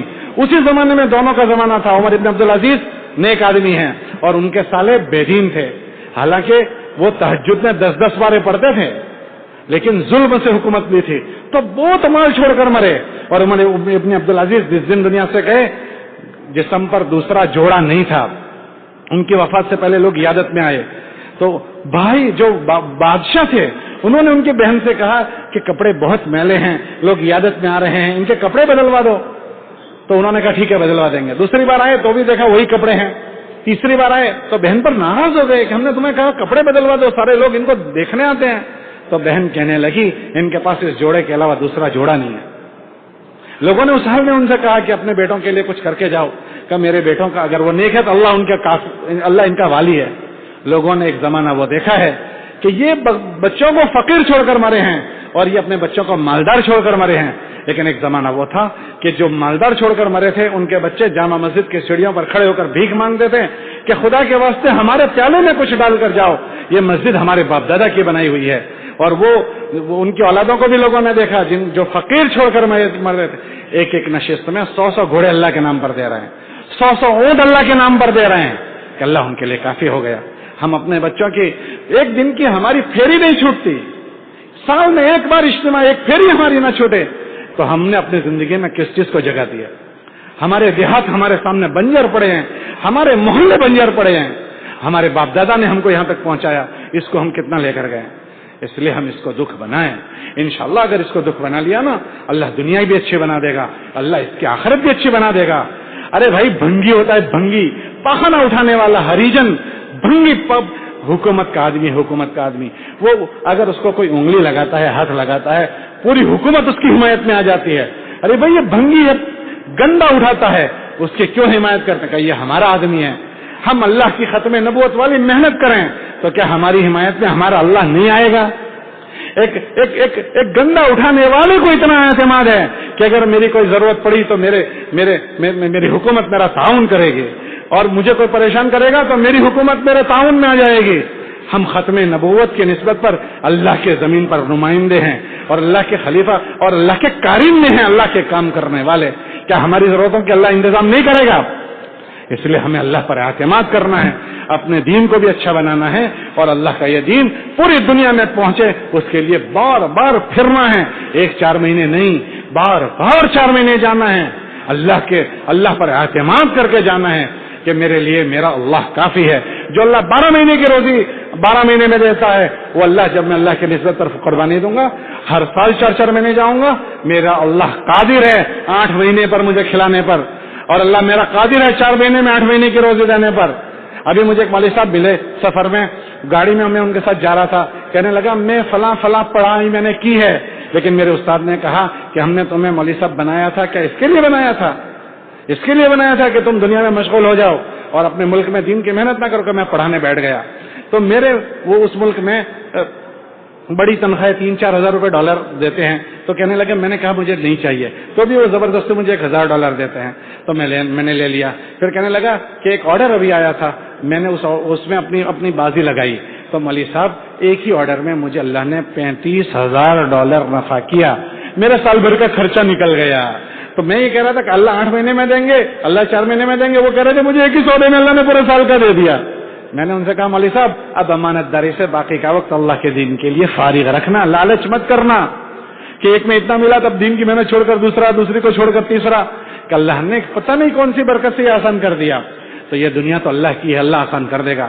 اس لیے آج تو طے کرو کہ اب تک جو اس میں ہم نے کمی کوتاہی کی ہے, سب سے پہلے تو اللہ سے معافی مانگیں گے کہ اللہ یہ ہمیں ساری سمجھ ملی ہوئی تھی لیکن ہم نے اپنے آپ کو بچایا. تجھے تو بہت کام کرنے والے مل جائیں گے, اے اللہ میں محروم رہ جاؤں گا, تو سب سے پہلے تو مجھے معاف کر دے. اور اللہ میری جو باقی زندگی بچی ہے میری اور میرے نسلوں کی، اللہ تیرے نبی کی پسندیدہ محنت پر اور اس دین پر تو ہماری لگوا دے. اس نیت کے ساتھ پچھلے پر توبہ کر کے آئندہ کے عزائم کرو. اللہ ہمارے ساتھ ہے اور اللہ کے وعدے بڑے ہیں کہ انشاءاللہ ہر حال میں جس حال میں بھی ہیں انشاءاللہ اللہ نے ہمت دی، ہر سال اہتمام سے ہم 4 مہینے لگائیں گے. اگر ایک ذمہ دار کھڑا ہوتا ہے تو ہر ذمہ دار کے ساتھ ایک آدمی کے ساتھ 4 مہینے لگیں گے نا تو اتنا بڑا عملہ نقل و حرکت میں آ جائے گا نا تو پورے ملک کی فضا بدل جائے گی اور انشاءاللہ آپ کے دامن اعمال میں آپ کے اطراف کے سارے ملک اور پوری دنیا کے لیے کافی ہو جائیں. اللہ نے آپ کو ایسا خوشحال بنایا ہے، اس لیے نیت کرو کہ ہر سال 4 مہینے دیں گے اور اپنے ساتھ جماعت بنا کر جائیں گے. بھائی سب نیت کرتے ہو؟ بھائی ارے بھائی سب نیت کرتے ہو؟ ارے بھائی سب نیت کرتے ہو؟ کون کون نیت کرتا ہے؟ ہر سال کی کھڑے ہو کر اللہ کو اپنے ارادے بتاؤ. ہر سال میں 4 مہینے جاؤں. کھڑے ہونا شروع کرو. اللہ کے نام پر جس کے دل میں بات آئی جلدی جلدی کھڑے ہونا شروع کرو. کھڑے رہو بیٹھو نہیں، کھڑے رہو بیٹھو نہیں. میرے اللہ کو اپنے ارادے دکھاؤ. اگر تم سچے ہو اللہ تمہیں سچا کر بتائے گا. اگر تم سچے ہو اللہ تمہیں سچا کر بتائے گا. کیسے ہوگا ہمیں نہیں پتا، اللہ کرے گا. ہمیں نہیں پتا کیسے ہوگا، کون کرے گا بولو بھائی؟ اللہ کرے گا.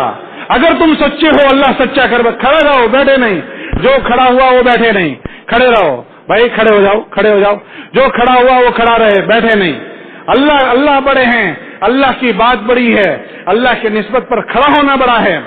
جس کا اللہ پر جتنا بڑا یقین ہوگا اتنا بڑا فیصلہ کرے گا. یقین کی کمزوری آدمی کو فیصلہ نہیں کرنے دیتی. اگر کوئی کھڑا ہوا ہے تو اس پر اللہ کے یقین نے کھڑا کیا ہے. اگر میں نہیں کھڑا ہوا ہوں تو میرے یقین کی کمزوری مجھے کھڑا نہیں ہونے دیتی. اور ہمت کرو اور ہمت کرو. اللہ کے ساتھ معاملہ کرنا ہے.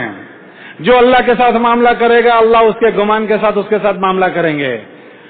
جو جیسا گمان کرے گا اللہ کے فیصلے ایسے ہی اتریں گے. جو جیسا گمان کرے گا ایسے ہی فیصلے اللہ کی طرف سے اتریں گے. اگر تم سچے ہو اللہ تمہیں سچا کر بتائے گا. اگر تم سچے ہو اللہ تمہیں سچا کر بتائے گا. حضرت رحمۃ اللہ علیہ فرماتے تھے جو کرے گا وہ پائے گا، جو نہیں کرے گا وہ پچھتائے گا. اللہ ہمیں پچھتانے والوں میں نہ بنائے. اللہ ہمیں پچھتانے والوں میں نہ بنائے. حضرت فرماتے تھے، حضرت شیخ فرماتے تھے جو کرے گا اپنے لیے کرے گا. اور کرو ہمت اور کرو ہمت. اور فرمائیں آپ سارے کھڑے رہیں، پیچھے چلے جائیں، باہر کوئی بھی نہ جائیں. سنیں بھائی پہلے پوری بات سنیں. وہاں بیٹھو اور اپنی مسجد کی سطح پر بیٹھو. کون سے مہینے میں اپنی 4 مہینے کی جماعت بنائے گا؟ اس سال 2025 ہے 26 ہے 25 2025 میں کون سے مہینے میں اپنی 4 مہینے کی جماعت بناؤں گا؟ مہینے میں کون سے ہفتے میں 3 دن کی جماعت بناؤں گا؟ ہر ذمہ دار کو اپنے ساتھ جماعت بنانی ہے. اگر اتنے کھڑے ہو گئے اتنی جماعتیں تو آپ بتاؤ کیا یہ خالی بر اعظم کے لیے کافی ہوگا؟ یہ پوری دنیا کے لیے جماعتیں کافی ہو جائے گی. اس لیے وہاں جانا ہے اور ہر ذمہ دار اپنی جماعتوں کی ترتیب دیں کہ میں فلاں مہینے میں اپنے 4 مہینے لگاؤں گا، میں فلاں ہفتے میں اپنے 3 دن لگاؤں گا. جاؤ ہر سال کا میرا فلاں مہینہ رہے گا. جاؤ وہاں جا کر اپنے ارادے پیپر پر لکھو، نام، آپ کا مہینہ، ماہانہ اور سالانہ کیا، اور ہم کو پرچہ دے دو. پیچھے جاؤ، سب پیچھے جا کر بیٹھو. کوئی آدمی یہاں نہ بیٹھے، سب پیچھے جا کر لکھواؤ. آپ لوگ آگے آ جاؤ. بھائی صاحب او کالے کرتے والے ذرا آگے آ جاؤ. بھائی آپ لوگ سب آگے آ جاؤ. بھائی آپ لوگ بھی آ جاؤ. ماشاءاللہ. مولانا صاحب آپ کو مجھے نہیں کہنا چاہیے مگر آپ بھی تشریف لے آئیں. تھوڑے سے آگے آ جاؤ اللہ جل تاکہ مجمع کے بند دے جائے. اچھا بھائی آپ لوگ بھی آ جاؤ. بھائی دیکھو بیٹھو اور ایک آدمی بھی بغیر لکھے کھڑا نہ ہو. بھائی بیٹھ جاؤ. ملی یاسین صاحب ذرا دیکھ لو. بھائی سب بیٹھو وہاں. ہر سال 4 مہینے جانا ہے. اپنا 4 مہینہ کون سے مہینے میں ہم لگائیں گے؟ اور اعلیٰ درجہ یہ کسی اجتماع سے طے کرو. اس اجتماع سے اللہ کرے آپ طے ہو گئے، کل تک آپ کے ساتھ جماعتیں بنے گی. اپنا ماہانہ اور سالانہ ہر سال میرا فلاں مہینے میں 4 مہینے لگاؤں. اچھا بھائی آپ لوگ ناراض ہیں؟ بھائی آپ لوگ ناراض ہیں؟ ہاں کہو یا نہ کہو، آپ لوگ ناراض ہیں؟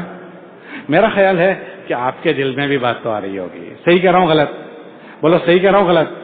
کوئی ایسا مومن نہیں ہوگا جس کے دل میں بات نہ آتی ہو. بولو دل میں تو بات آ رہی ہے.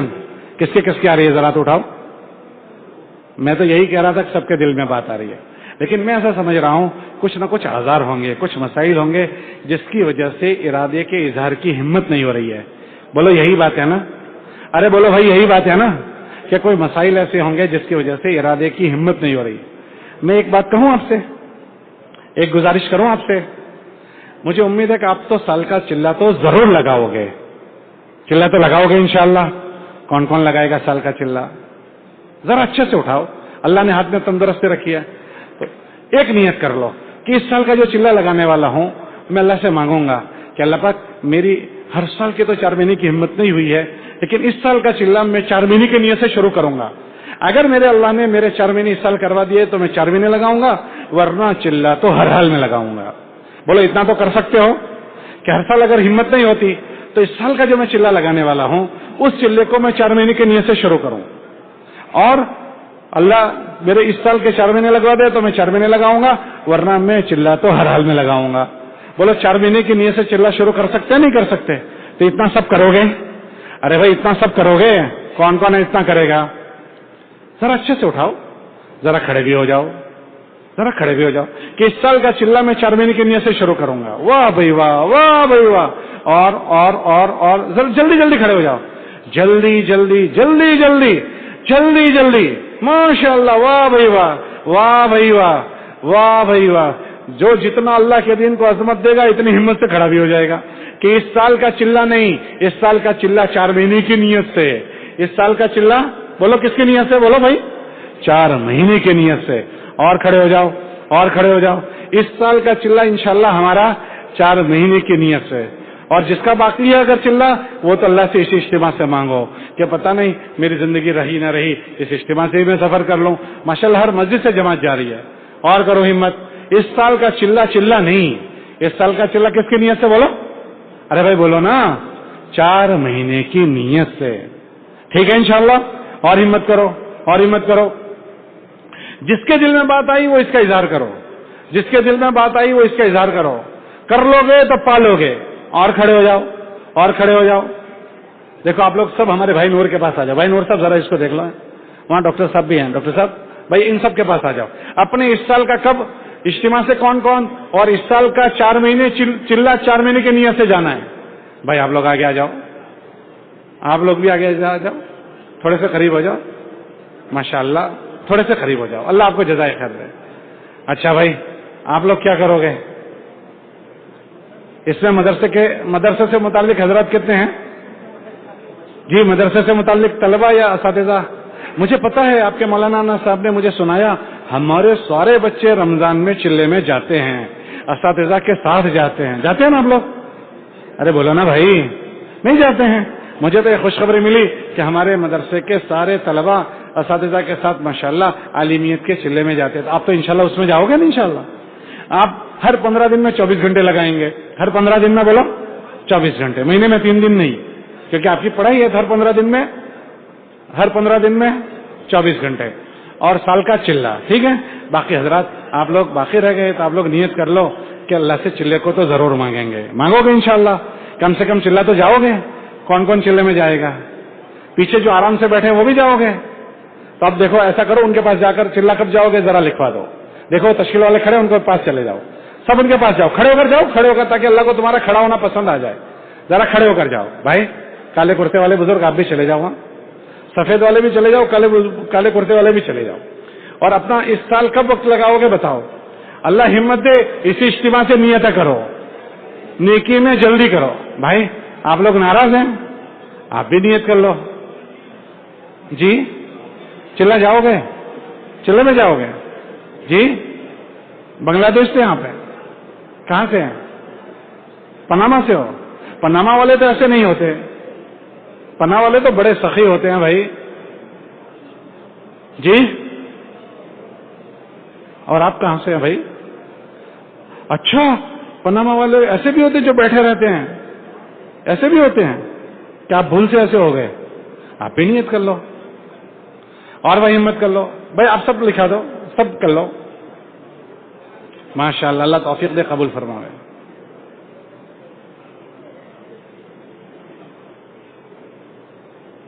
انشاءاللہ جتنے ذمہ دار کھڑے ہوئے ہیں یہ اپنے ساتھ اپنے علاقے سے جماعت بنائیں گے، اتنی جماعتیں پھرے گی، انشاءاللہ پورا ملک کور ہو جائے گا، اطراف کے سارے ملک کور ہو جائیں گے۔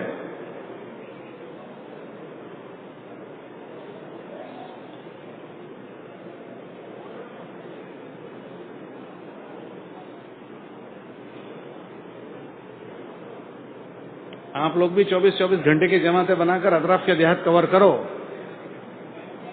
ہر 15 دن میں 24 گھنٹے۔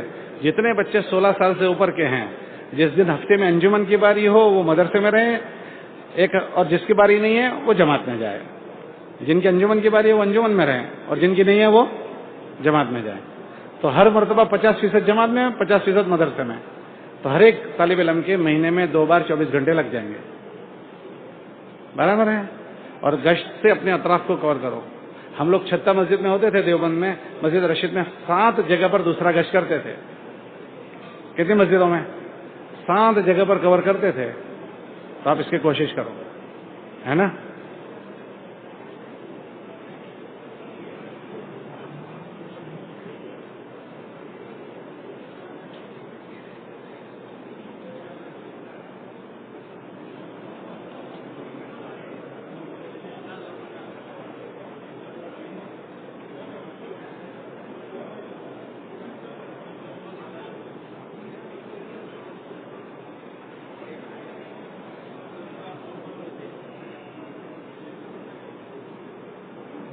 آپ مولانا احسن صاحب کے تعاون میں چلے جاؤ نا۔